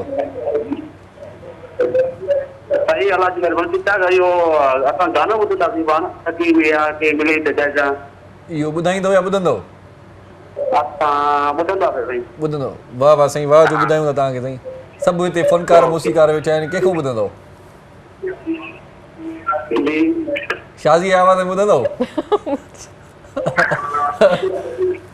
वॾी महिरबानी साईं। हिकु त तव्हां कलाम त पंहिंजी जॻह ते तव्हां पंहिंजो आवाज़ु ॿुधण करे टीवी जो वॉल्यूम वधाए छॾियो। सो पाण साईं नुसरत फ़तेह अली ख़ान साहब जी ॻाल्हि पई कई साईं, यादगिरी मूंखे रही साईं। सर नुसरत फ़तेह अली ख़ान साहब हूं त जेको गायो पर ही सर झपताल में भी नुसरत साहब ने ॾहनि मात्रनि जो झपताल सर, 10 मात्रनि जी बीट आई आहे। ठीकु आहे। उन में बि उन्हनि मॉडर्न कंप्यूटराइज़ म्यूज़िक ते गायो आहे। सही सही। ठीकु आहे। 9 मात्रा माने कम आहे, ॾिसो वॾो कमु आहे। ऐं जैसा उन्होंने नोटेशन पढ़ा है बड़ा मुश्किल है। सारी दुनिया उनको कॉपी कर रही है, यानी वो किसी की अपनी क्रिएशन नहीं है। अच्छा हाणे सॼो टेक्निकल पॉइंट ऑफ व्यू सां गॾु था तो उन्हें खणी आया तो दुनिया में उन्हनि जो जेको आहे तहलको। ये पहिरियां बि वेंदा हाणे कलामनि खे रिमिक्स कयो थो वञे उस्ताद नुसरत अली खान जी गायकी खे उन ई कलाम खे थोरी म्यूज़िक ॾेई मॉडर्न करे पंहिंजी आवाज़ में बिल्कुलु हाणे वरी मौसीक़ारनि ॾे जो सही हाणे असां परे ॿार नथा वञूं छो जो असां एडवांस न आहियूं सही असांजी दुनिया जेका आहे उहा एडवांस न आहे या असांखे एडवांस न मिली आहे किथां हाणे अञा ग्लोबल हींअर ग्लोबल विलेज जे करे इहो सॼो सोलो थी वियो पर सही सही हाणे तव्हां ॾिसो त मां तव्हांखे सवेर अर्ज़ु कयो त 80s खां जेको आहे कंप्यूटर जी म्यूज़िक ठहे सही सही ईअं न आहे असां वटि वॾो देरि सां हाणे आम थिए पियो सही सही A.R. रहमान साहिबु 90s जे अंदरि सुपर डुपर हिट थियो आहे वाह जी ॻाल्हि कयो चांहि जेको डुको हणा त वॾो माना मज़ो थींदो गुफ़्तगू में वाह वाह A.R. रहमान साहिबु हिन वक़्तु बि मौसीक़ारनि जे अंदरि इंडिया जे अंदरि ॿियो त छॾियो इंडिया ज़ाहिर एडवांस आहे असांजे हिसाब सां त हींअर सभिनी खां 10 साल अॻिते आहे सही सही सही इहा हिकिड़ी सुठी मौसीक़ार इहा बि माना ख़ूबी हुजणु खपे मां ॻाल्हि पंहिंजी पूरी कयां अच्छा साईं उहा इहा आहे त हू छो जेको आहे सॼो नुमायां थियो या हींअर बि 10 साल अॻिते छो आहे उहो इन करे जो ॿाहिरियां हू इहा ट्रेनिंग या जेका बि टेक्निकली जेको बि वे आहे उनखे सही तरीक़े सां पढ़ी प्रैक्टिकली मैदान ते लाथो ऐं हींअर सभु खां हींअर बि अॻु भरो आहे सभिनी खां सही सही हींअर बि जेके वॾियूं वॾियूं कंपनीज़ आहिनि जेके सॉफ्टवेयर ठाहिनि थियूं इंडिया में ॾियनि थियूं त उनजी एग्रीमेंट A.R. रहमान सां इहा थींदी आहे जेसि ताईं हू 4 साल 5 साल उनखे बाक़ाइदे उनजो जूस कढी ख़तमु न करे मार्केट में तेसि ताईं हू ॿिए खे नथा ॾियनि सही छाजे करे ॾिसो न हाणे अच्छा सर A.R. रहमान साहब वो है जिन्होंने हरिप्रसाद साहब जैसे इतने बड़े गायक को ऐसा गवाया है, क्या बात है। अच्छा उनसे पूछा गया कि भाई आपकी पसंदीदा शख्सियत, भाई इतना बड़ा टेक्निकल है ना, तो उन्होंने फिर भी बुनियाद की बात की। वो उन्होंने कहा कि 2 हैं मैं जिनको अपना यानी समझता हूँ मेरा उस्ताद, एक नुसरत फतेह अली खान साहब और दूसरा माइकल जैक्सन। वाह वाह वाह। अब देखें माना वो पॉप म्यूजिक के गडु खणी डेफिनेटली सही सही माने सब शयूं गडु गडु हाणे सुनो असां सिखण जी ज़रूरत आहे। अच्छा वरी ॿी मज़े जी ॻाल्हि, तव्हांजी ॻाल्हि पूरी थी वई न ताईं? जी जी हाँ, इहो माना आख़िर में चओ था न ॻाल्हि पूरी थी, सबक़ पूरो थियो। Sorry sir sorry. कॾहिं कॾहिं ईअं चवंदा आहिनि ॻाल्हि कंटिन्यू थी वरी वरक उथलायो चयो ना टू बी कंटिन्यू। मां इहो थो चवां ॻाल्हि इहा आहे त उते बि पाण भारत जी ॻाल्हि कयूं था त उते बि जेके जीनियस जेके आहिनि न, या जेकी सफ़ा ज़बरदस्त जेके मौसीक़ार आहिनि उहे माना पंहिंजो कमु कंदा आहिनि, उहे तव्हांखे टीवी स्क्रीन ते बि घटि नज़र ईंदा। माना A.R. रहमान साहिबु कॾहिं कॾहिं तव्हांखे नज़र ईंदो, बाक़ी जेके वरी घणो ॻाल्हाईंदा, कमु घटि कंदा, अनु मलिक जहिड़ा अनु मलिक तव्हांखे हर प्रोग्राम में वेठो हूंदो नज़र ईंदो। उन ते इलाही इल्ज़ाम पिया आहिनि, चोरी म्यूज़िक उन ठाही आहे, पर उन सां वरी कचहरी कयूं था।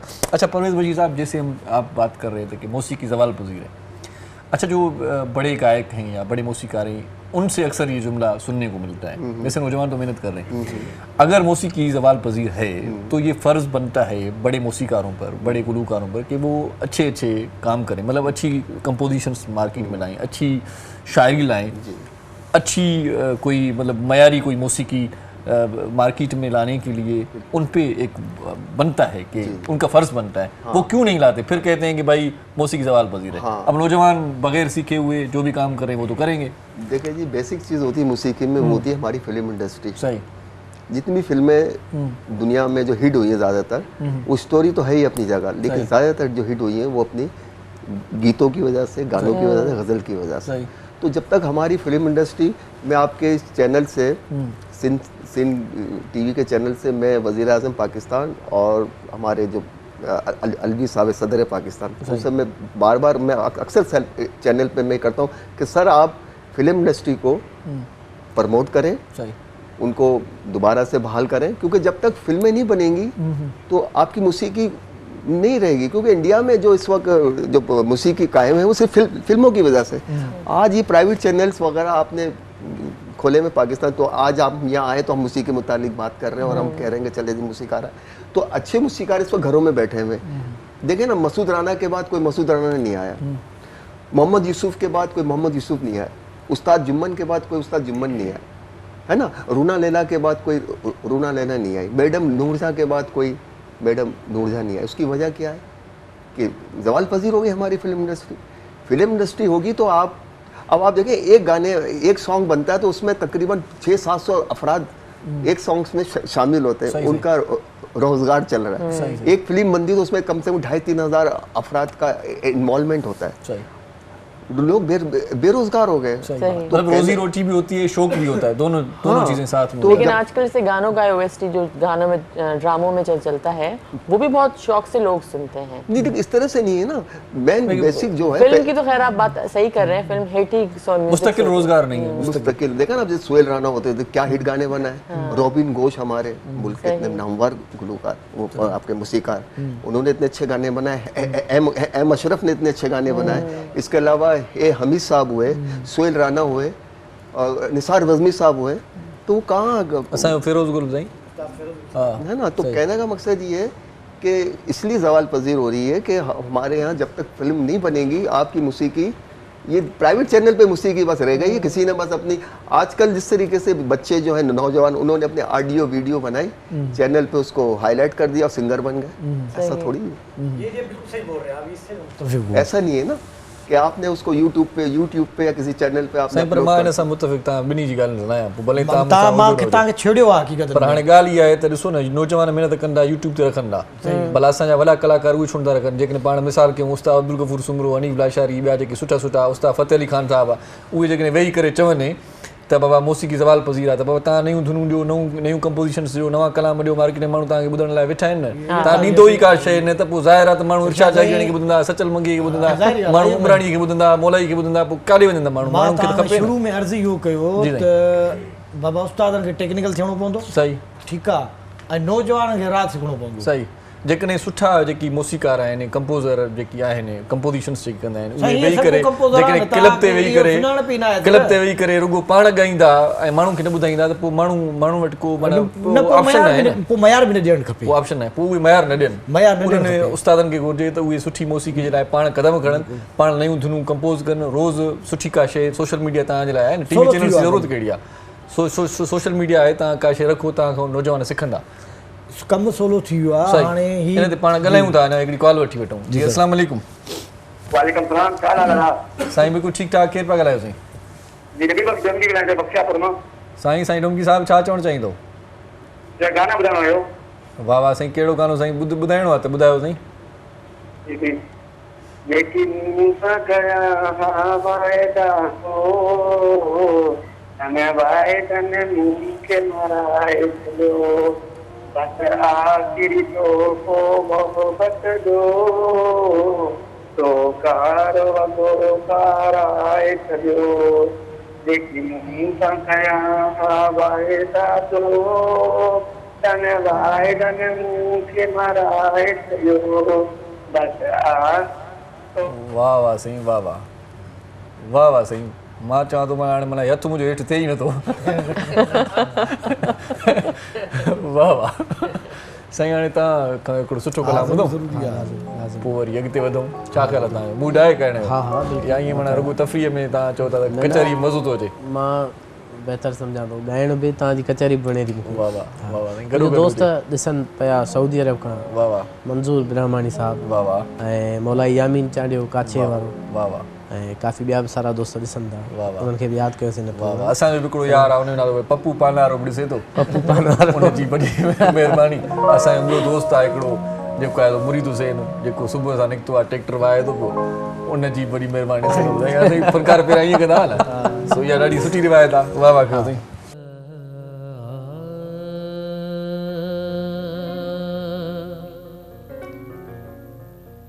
कॾहिं तूं ईंदे दिलबर,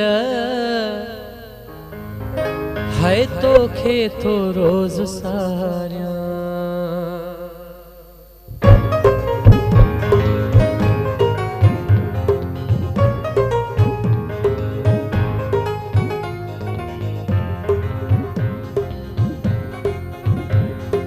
कॾहिं तूं ईंदे दिलबर, तोखे थो रोज़ सारियां, कॾहिं तूं ईंदे दिलबर, तोखे थो रोज़ सारियां, रोई रोई मां तुंहिंजूं, रोई रोई मां तुंहिंजूं वाटूं पियो निहारियां, कॾहिं तूं ईंदे दिलबर, तोखे थो रोज़ सारियां, कॾहिं तूं ईंदे दिलबर तोखे थो रोज़ सारियां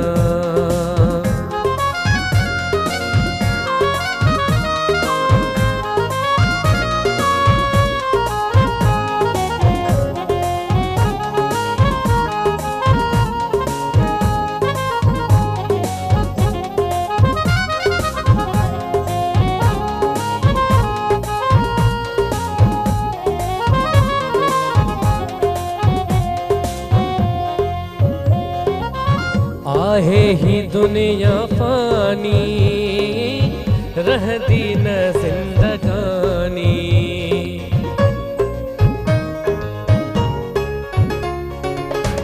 आहे ही दुनिया फ़ानी रहंदी न ज़िंदगानी अचु माटी मुंहिंजा प्यारा अचु माटी मुंहिंजा प्यारा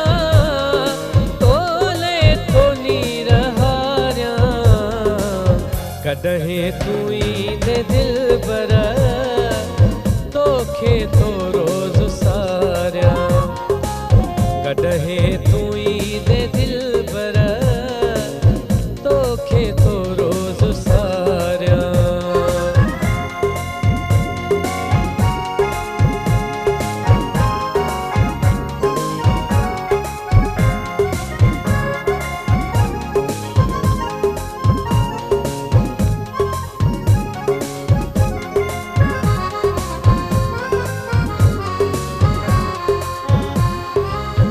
जानी अथई दुखनि में साॻे अञा कखनि में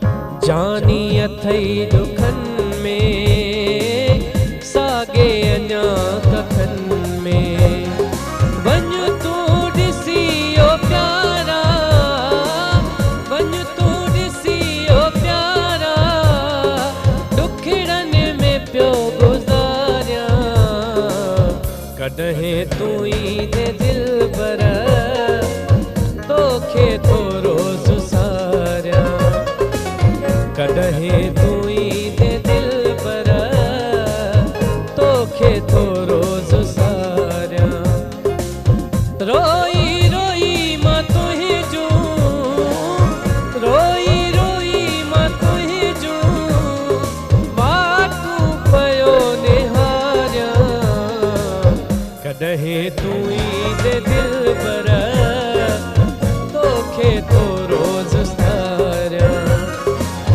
कॾहिं तूं ईंदे दिलबर तोखे थो रोज़ सारियां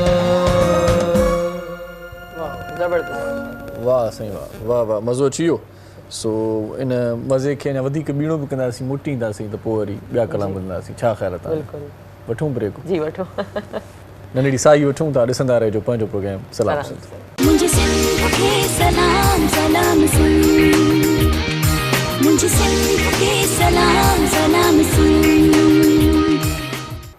जी सलाम सिंध में वरी तव्हांखे भलीकार चऊं था अॼु सुठी कचहरी थिए पई मौसीक़ी जे हवाले सां थोरी ॼाण वठूं था ऐं सुठो फनकार सां गॾु सचल साहिब सां गॾु आहे सचल मंगी साहिब ऐं ॿियो महिमान परवेज़ बशीर साहिब जेको उस्ताद मौसीकार ऐं फनकार आहे उस्ताद मोहरम नाज़ सां गॾु गॾु आऊं तव्हांजो ख़ादिम इरशाद जागीर मुंहिंजो नालो मतां वरी ख़ादिम सम्झो कॾहिं कॾहिं माण्हू चवंदा आहिनि त अलाए ख़ादिम नालो अथसि तो शाज़िया शेख भी तव्हां सां गॾु आहे असां सां गॾु आहे सो परवेज़ साहब मुझे ये बताएं कि राग सीखने के हवाले से अगर बात हो जाए तो हर कोई यही जैसे उस्ताद मुहर्रम ने कहा कि हर कोई सिंगर बनना चाहता है कोई मौसीकार बनना नहीं चाहता ये क्या वजह है कोई मतलब कीबोर्ड सीखे कोई ढोलक सीखे कोई तबला सीखे कोई पियानो सीखे कोई गिटार सीख ले इस तरफ रुझान कम दिखाई दे रहा है हर कोई कहता है कि मैं सिंगर बन जाऊँ स्क्रीन पे मैं आऊँ मतलब फ्रंट पे मैं हूँ बैकग्राउंड में जो मौसीकार होते हैं वो क्यों नहीं बनते असल में ये अपनी अपनी एक चॉइस क्योंकि मेरे ख्याल से आपके पास भी जो आते होंगे वो कहते होंगे भाई हमें सिंगर बनना है सिखा दें ठीक है तो यही होता है हाँ तो क्या होता है कि बाज़ लोगों को ये होता है कि हम स्क्रीन पे आए जैसे आपने कहा, और बाज़ ऐसे होते हैं कि हम चाहते हैं कि हम एक चीज़ हम इंट्रोड्यूस कराएं, हम एक चीज़ बनाएं कि हम पेश करें, जैसे प्रोड्यूसर होते हैं, डायरेक्टर होते हैं, है ना। तो आप जैसे बहुत से ऐसे भी हैं मूसीकार जो कि पहले गाते थे, बाद में मूसीकार बन गए। तो ये एज फैक्टर के हिसाब से होता है, और बाज़ ऐसे होते हैं जो यंग एज में भी मूसीकार बन जाते हैं। लेकिन बस वही है कि मूसीकार वही बनता है जो काम जानता है, अच्छा, जो कि उसने बेसिक सीखी हुई। मूसीकार ऐसा नहीं बनेगा कि वो डायरेक्ट वो कहेगा मैं मूसीकार बन जाऊँ। सही। वो पहले गायक होगा, अच्छा, गायक के बाद जब वो समझ जाएगा कि हाँ मैंने पूरी इसकी, खैर पूरा तो कोई इसमें, ये तो समंदर है जितना सीखे। तो मैं आपको तानसेन की एक मिसाल दूंगा अभी बात निकली। तानसेन साहब अकबर बादशाह के साथ कश्ती में जा रहे थे सैर करने, तो अकबर बादशाह ने कहा तानसेन साहब आप तो हमारे 9 रत्नों में हैं, और आप तो बारिश कर देते हैं, पानी में शोला बर्पा कर देते हैं, तो क्या है आप मौसीकी में है क्या आप? हम तो हैरान है कि आप इस तरीके से, वो बारिशें कर देते थे यानी सुर से ना। अच्छा, ये पहले जमाने की बातें सुनते थे हम भी। हाँ, असल में मैं आपको बताऊँ ना शाजिया, ये दुनिया जो चल रही है सर्कल है एक सर्कल है। ये चांद सितारे सूरज ये सब जो है ना सर्कल पे चल रहे, तो उसी की भी सर्कल है। क्योंकि हमारे सिंध की आपदा कभी कभार बारिश की जरूरत हो जाती है, तो वो कहाँ गए सिंगर जिनको गवाया जाए? हाँ, आजकल तो ये सुनने में नहीं आता। वो सिंगर कहाँ है? वो नहीं, वो है ही नहीं ना, मौसीकी तो है ही नहीं ना। तो अकबर तो उसने तानसेन ने दरिया में हाथ डाला और कहा कि ये मैं पानी का ये हूँ, ये मौसीकी है मेरे, यानी कि इस चीज़ से अंदाजा कर रहे हैं कि मौसीकी तो आप जितना सीखें कम है। अच्छा, कभी कभार ये जुमला सुनने को मिल रहा है, क्या तान लगा है, ये तानसेन से निकला है, क्या है ये? तानसेन नहीं, तानसेन से नहीं निकला, क्योंकि मौसीकी का स्टार्ट जो जिससे तानसेन का नाम तो ऐसे तानसेन पड़ गया, लेकिन तान एक अलग चीज़ है कि उसकी ये मौसीकी का एक अल्फाज है तान, कि आपने एकदम एक वो लगाई। अच्छा, मैंने सोचा तैमसीन या अमीर खुसरो के ज़माने से जो मौसीकी आ रही है ना, तो मैंने कहा शायद वो नाम कभी कभार उनसे पड़ जाते हैं। नहीं, वो उनसे नहीं, तान एक अलग एक अल्फाज है, मौसीकी का एक वो है, ये अच्छा वर्ड है। सही तो तान वो बस एक अकबर बादशाह ने उनका नाम रख दिया, भाई आप तान सिंह हैं, तो उनका तान सिंह पर नाम तो उनका कोई और होगा, लेकिन तान सिंह बना दिया। सही, लेकिन बड़ा नाम माशाल्लाह अभी तक उनका ही नाम चलता आ रहा है। कभी भी अगर कोई सुरीला बंदा अच्छा गाए तो यही कहते हैं भाई वो तान सिंह लगा पड़ा है भाई, तो कोई ये नहीं कहता। वो मौसीकी की पहचान है ना, वो तान सिंह, तो वो 9 रत्नों में थे, और वाकई वो पहले सगीर के अजीम गुलकारों में वो थे। मतलब सही। तो अभी मुझे ये बताएं कि जो नौजवान सीख रहे हैं जी आपके यहाँ, वैसे तो आप कह रहे हैं मौसीकी ज़वाल पजीर है, आपके यहाँ जो सीख रहे हैं उनसे कोई रोशन मुस्तकबिल दिखाई दे रहा है आपको? नहीं, रोशन मुस्तकबिल तो उस सूरत में दिखाई देना कि जब वो इंटरेस्ट ले। अच्छा, अब वो इतना इंटरेस्ट नहीं लेते, बस उनको ये कि जल्द से जल्द हम टीवी पे आ जाएं, हम रेडियो में आ जाएं, हम स्टेज पे आ जाएं, ऐसा नहीं होता, सीख नहीं रहे प्रॉपर तरीके से। तो प्रॉपर तरीके पता चल गया होगा भाई जिंदगी मुख्तसर है, तो प्रॉपर जिंदगी में मुकाबला इतना करना है भाई। लेकिन टीवी में आने के बाद उनका शौक बढ़ता होगा तो और ज्यादा अच्छा सीखते होंगे। लेकिन टीवी में तो जब आए ना, जब ये बड़े लेवल पे आदमी जब भी आता है, जब कुछ अब देखें ना आप हिंदुस्तान में छोटे छोटे बच्चे 10-10 साल के, आप देखें क्या गा रहे हो, अच्छा इतने अच्छे प्रोग्राम होते हैं छोटे उस्ताद के नाम से। लेकिन एक बात है, ये टैलेंट मैं हैरान हूं, मैं तो कहता हूं भाई किताब बंद कर दो अभी यहीं, क्योंकि जिस तरीके से वो आलाव लगाते हैं, जिस तरह से वो सुरील है, वो मौका देते हैं। हमारे पास में टैलेंट बहुत है जी। टू इंटरप्ट किया मैंने आपको, बात ये है सर कि हमारे यहाँ जो है ना बड़ी छाप है, एक 2 किस्म की, एक मिरासी, दूसरा अताई। और अताई की जो छाप है ये मिरासी ने दी है, और इसी चीज़ ने हमें जो है ना हमारी मौसीकी को लेके डूबी है। मैं अताई हूँ, अताई से मुराद ये है कि भाई ये मिरासी से मिरास जिन यूजे मिल्कियत जो माल वारिस है, जगह राग वारिस, उन्होंने सर काम को बाहर नहीं निकाला, अपने ख़ानदान के अंदर ही रखा है, जिसकी वजह से जो है ना ये मौसीकी ज़वाल पजीर है। बहुत कम बुजुर्ग हैं, वो भी गवालियार ख़ानदान, नेक नियती से काम नहीं किया, नहीं सर, नहीं दिया ना, लोगों को नहीं दिया, अपना फंड डिलीवर नहीं किया। सर मैं आपको थोड़ा सा आगे में और बढ़ाऊँ, आपको मैं बताऊँ आपको, देखें अंग्रेज़ों ने आपके जो है ना एक सुई जो है ना वो भी आपकी जेबों तक पहुंचा दी, सही रजिस्टर्ड करके अपनी चीज़ को, अपने प्रोडक्ट को। मैं कीबोर्ड में बैठा हूँ, ये बड़ा 1 मैन शो करूँ, ये किसने पहुंचाई है? इन्होंने पहुंचाई है। हमारे इधर ये बड़े बड़े आर्टिस्टों ने, बड़े बड़े घरानों ने क्या किया है भाई, असली न बुधाइंदा गुरु न बुधाइंदा, वो अपने अंदर ही रखते हैं, अपने लोगों के अंदर नहीं बताते सर। हम मुझे आपका तो पता नहीं, लेकिन अगर आप मिरासी है, तो सॉरी टू से मेरा आपसे भी ये जो है ना गिला शिकवा है, और अगर आप बताइए तो फिर हम दोनों जो है ना इस बात के दुखी हैं। ये आपकी बात से मैं इत्तेफाक करूंगा, आप सही कह रहे हैं। हमारे इस वजह से सर सवाल पनीर इस वजह से इनको छुपाया गया, लेकिन क्या है कि ये गलत है। आप जितना भी इल्म देंगे, जितनी अवेयरनेस देंगे आप, उतना ही अल्लाह ताला आपको इल्म देगा।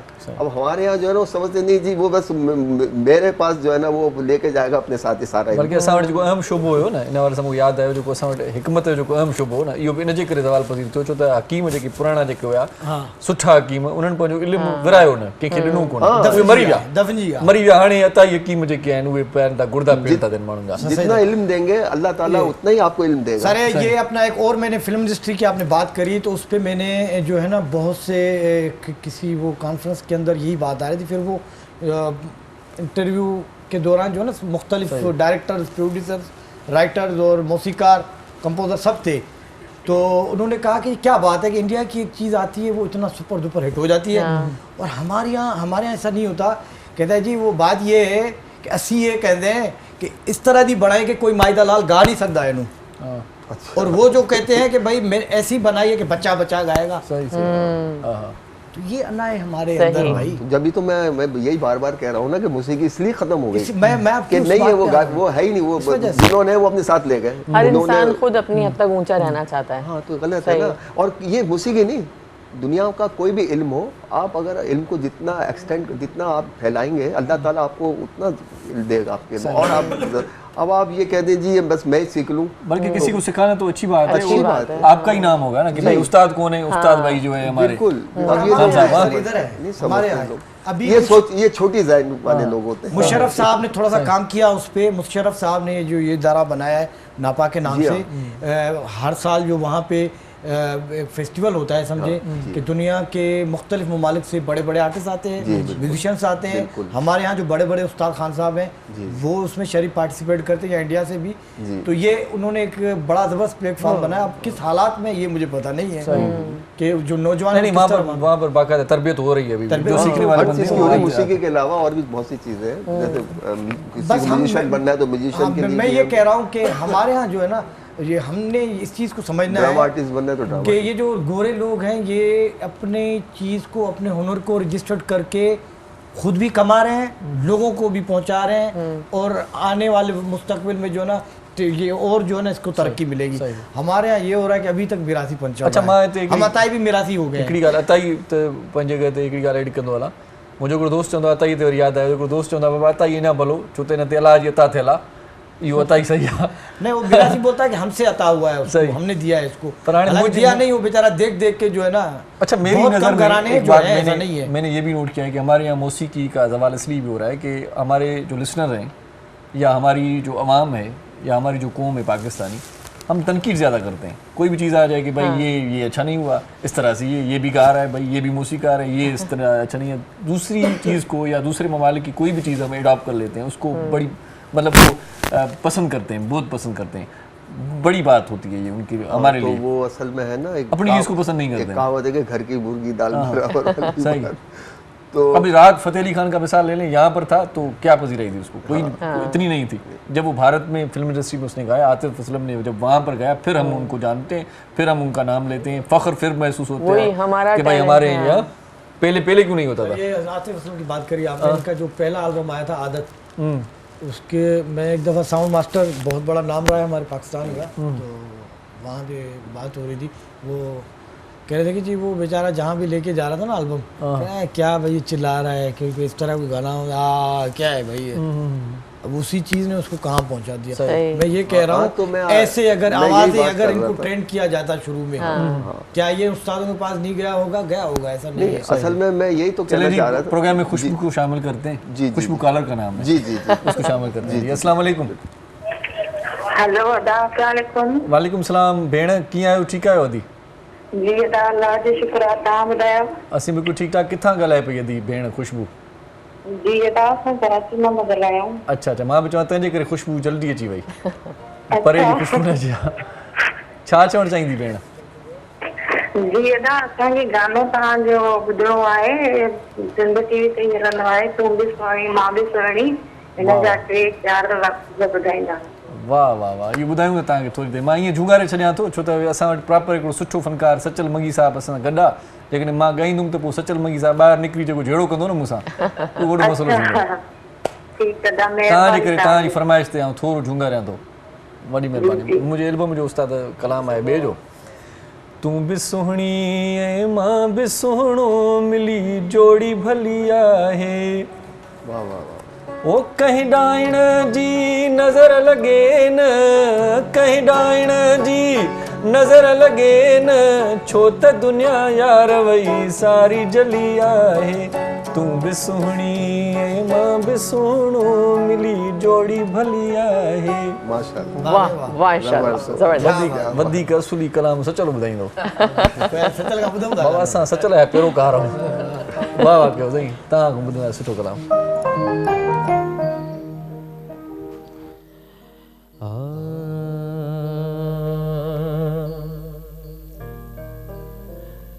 सार तुझी डायरीअ में मूं संभाले रखी।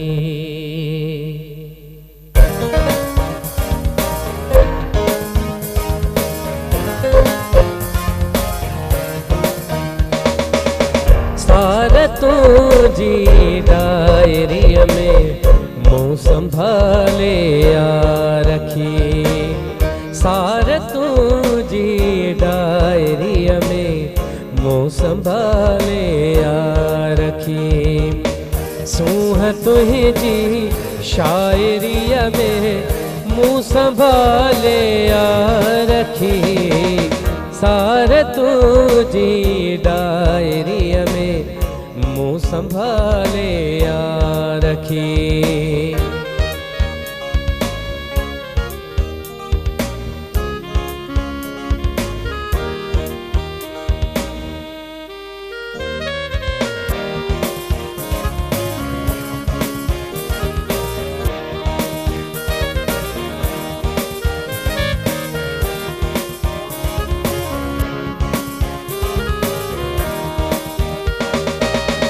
पाण में तोखे समाए मूं छजो आ दिलरुबा।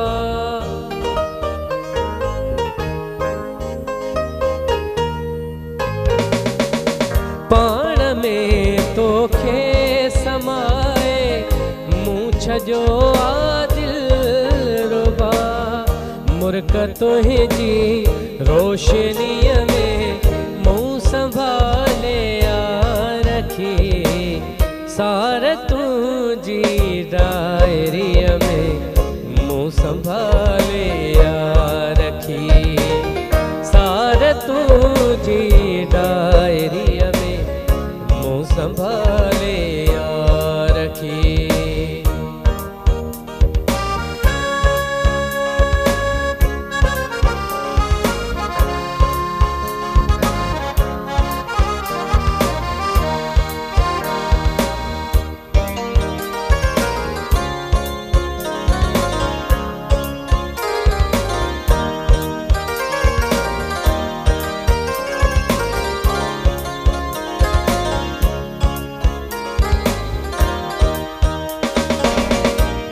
खिले महमूद जी दिल में उजालो थी पयो।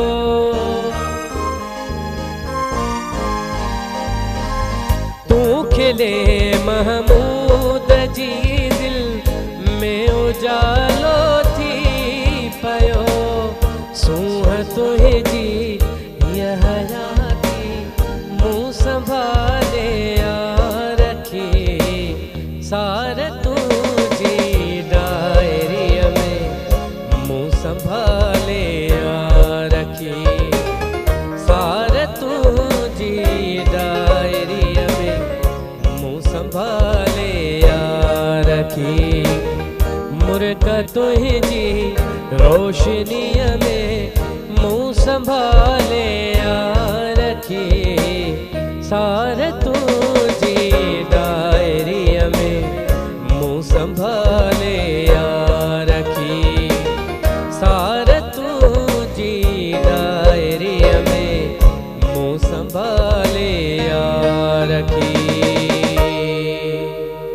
वाह से वाह सार तुंहिंजी डायरीअ में मुंहुं संभाले यार की तव्हां ब्रेक संभालियो भला जी वक़्तु आहे शॉर्ट ब्रेक जो असां सां गॾु रहिजो प्रोग्राम सलाम सिंध में मुझे सिंध के सलाम सलाम सिंध मुझे सिंध के सलाम सलाम सिंध सलाम सिंध में हिकु भेरो वरी तव्हांखे भलीकार चऊं था ख़ुशामदी तव्हांजी वॾी महिरबानी तव्हां असां सां गॾु आहियो असां रिहर्सल बि कयूं पिया जोड़ जक कयूं था तरतीब खे अॻिते वधाइण लाइ छो त असां चाहींदा आहियूं तव्हां ताईं सुठो प्रोग्राम वञे सो उस्ताद जेको आहे सो परवेज़ बशीर सफ़ा ईअं हथों निकितो थो वञे उनखे थोरी देरि में ॿुधूं था उनखे वारो ॾियूं था पंहिंजी रिहर्सल करे पियो न फनकार ईअं हूंदा अथव तव्हां शर्माईंदा आहियो तव्हांखे मां चवंदा आहियां ॻायो तव्हां चवंदा आहियो माना अलाए छा माहौल हूंदो अलाए छा बाबा ॻाइण वारा ईअं ॻाईंदा ॾिसो था पाण कचहरी कयूं था त बि ॻाइनि था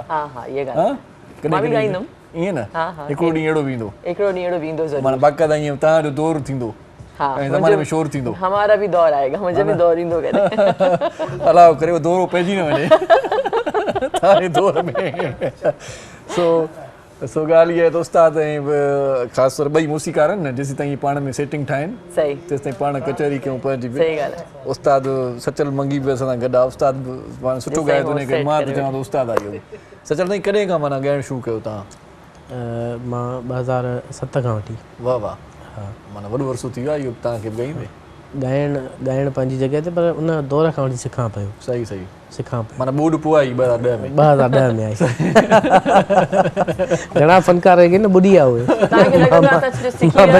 आई बि मुंहिंजे इलाइक़नि में बि मोहन जो थोरो अच्छा अच्छा लाड़काणे जा जी जी सही सही पोइ बाक़ी त प्रॉपर सिखो पिया जी जी अञा बि सिखो था जी जी सभु सिखंदा आहिनि न सिखण कुझु ॾींहं पहिरियां ही गाने जी रस्म थींदी आहे मौसीक़ीअ जी वाह वाह उस्ताद राशिद हैदरी ॾाढो सुठो आर्टिस्ट आहे सही सही उन्हनि खां ई गानो बि ॿुधायो आहे माशाअल्लाह हाणे माना बाक़ाइदा ईअं चओ त सर्टिफाइड आहियो ऐं माना ईअं थींदो आहे न गाने ॿुधो माना उस्ताद या शागिर्द त माना इहा वॾी ॻाल्हि आहे रस्म हिकिड़ी ॾाढी सुठी जी जी बिल्कुलु हा हाणे तव्हां मूंखे इहो ॿुधायो त तव्हां पहिरियां असांखे छा ॻाए ॿुधाईंदव हाणे माना पहिरियां न त आख़िर में कलाम आहे हबीब मतू ॾाढो सुठो शाइर आहे सही ॾाढो सुठो लिखंदो आहे अच्छा उनजो कलाम आहे ऐं फ्रेश कंपोज़िशन आहे सही तुफ़ैल रहमान जी तुफ़ैल रहमान भलाई जी उनजी कंपोज़िशन आहे साईं भलाई बि ॾाढी महिनत थो करे पर भलाई बि माना सही नमूने सां अञा मार्केट में इन नथो थिए असां वटि सुन टीवीअ ते बि ॾाढा सुठा कलाम हा हा बिल्कुलु बिल्कुलु सो माना जेको आहे सो वकार मला जो उस्ताद बि आहे हा हा ऐं हिकिड़ो असां वटि कलाम बि हलंदो त ॾाढो ज़बरदस्तु छातीअ सां छाती केरु न चाहींदो प्यार ऐं आज़ादी केरु न चाहींदो जी जी सो ॾाढो सुठो सिंगर आहे पाण जी जी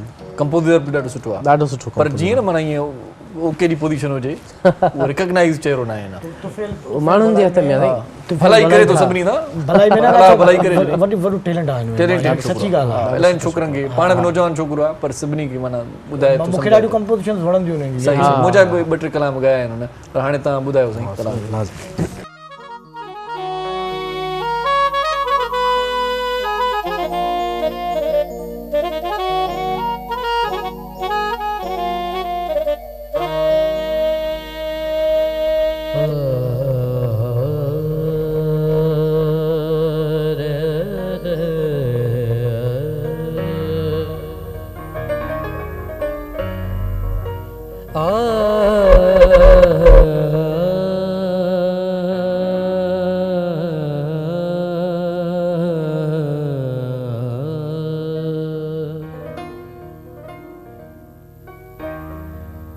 तुंहिंजो मूं सां मिलण ओ मिठी याद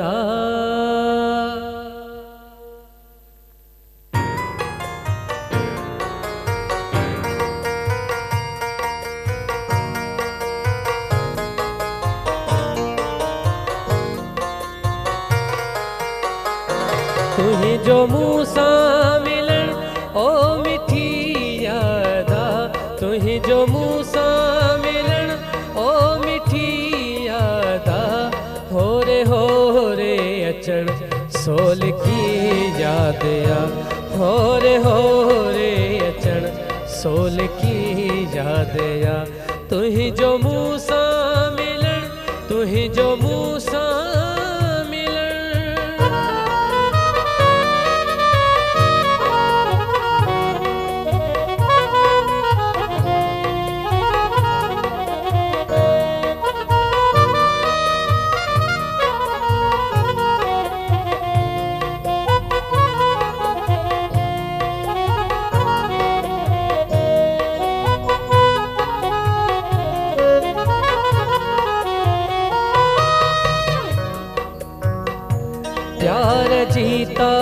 में तेज बरसात में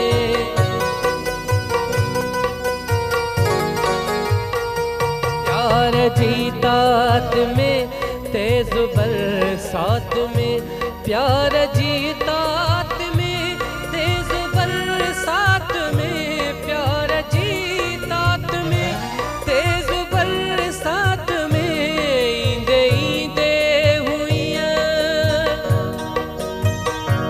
ईंदे ईंदे हुई तू भिगी यादा हो रे अचण सोल की याद आ हो रे अचण सोल की याद आ तुही जो मूसा मिलन तुही जो मूसा मिलन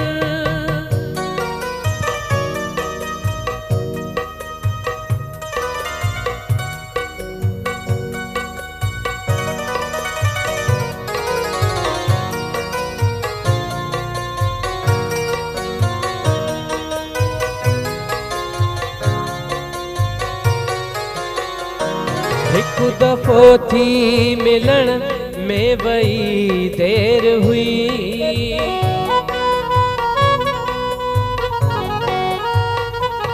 एक दफ़ो थी मिलन में वही देर हुई एक दफ़ो थी मिलन में वही देर हुई एक दफ़ो थी मिलन में वही देर हुई तो मुकी हुई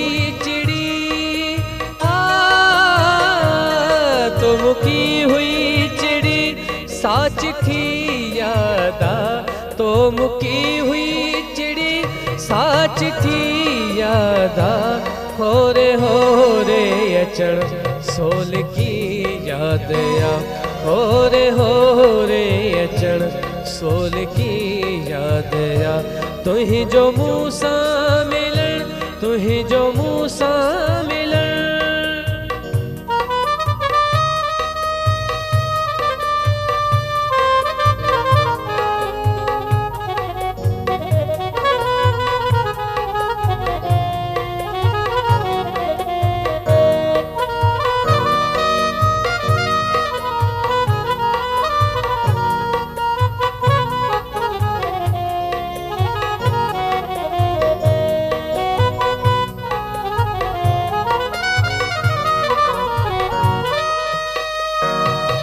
तू ही छो विसारियो अथई हबीब तो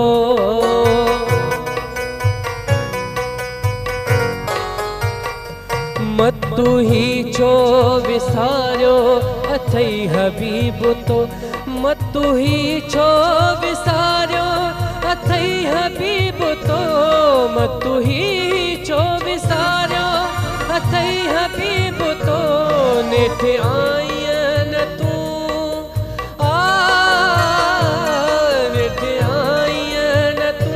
बस बुगी यादा हो रे अचण सोल की याद आ हो रे अचण सोल की याद आ तुही जो मूसा मिलन ओ मिठी यादा तुही जो मूसा मिलन ओ मिठी यादा हो रे अचण सोल की याद आ हो रे अचण सोल की याद आ तुही जो मूसा मिलन तुही जो मूसा मिलन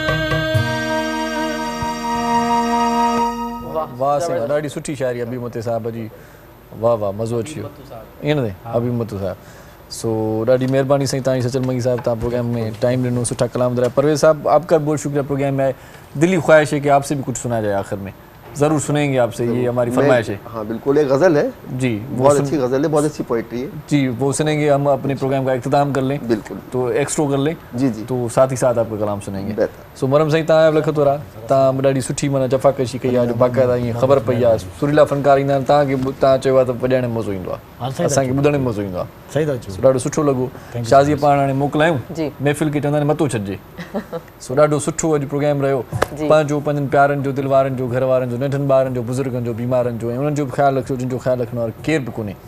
हयाती बख़ैर सरनि ख़ैर हुजे। मेला मचाईंदासीं, सुभाणे वरी तव्हांजी ख़िदमत में हाज़ुर थींदासीं। इरशाद जागीराणी शाज़िया शेख तव्हां खां मोकिलायूं था। सो जीअं लतीफ़ जी मिठी ॿोली पाण सदाईं गॾु। अला भाई।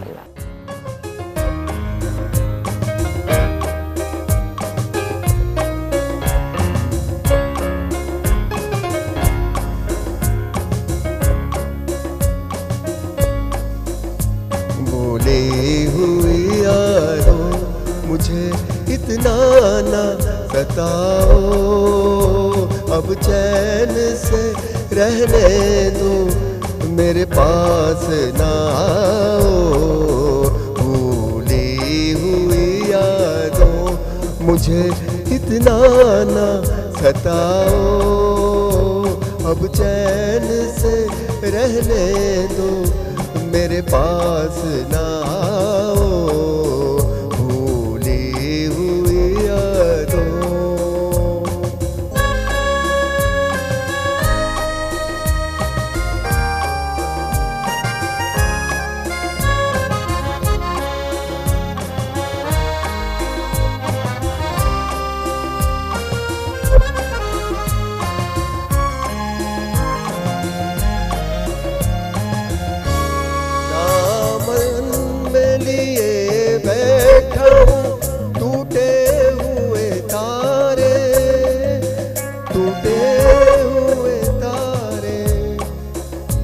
कब तक मैं जीऊंगा यूं ही ख्वाबों के सहारे, ख्वाबों के सहारे।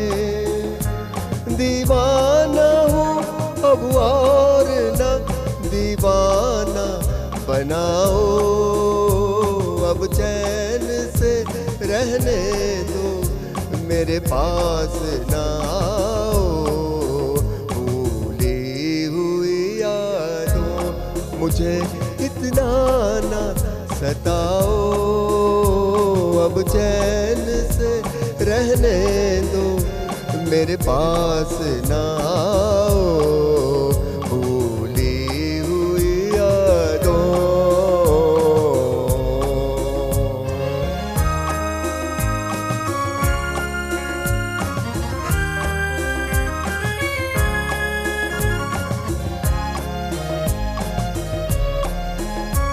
लूटो न मुझे इस तरह दोराहे पे लाके, दोराहे पे लाके।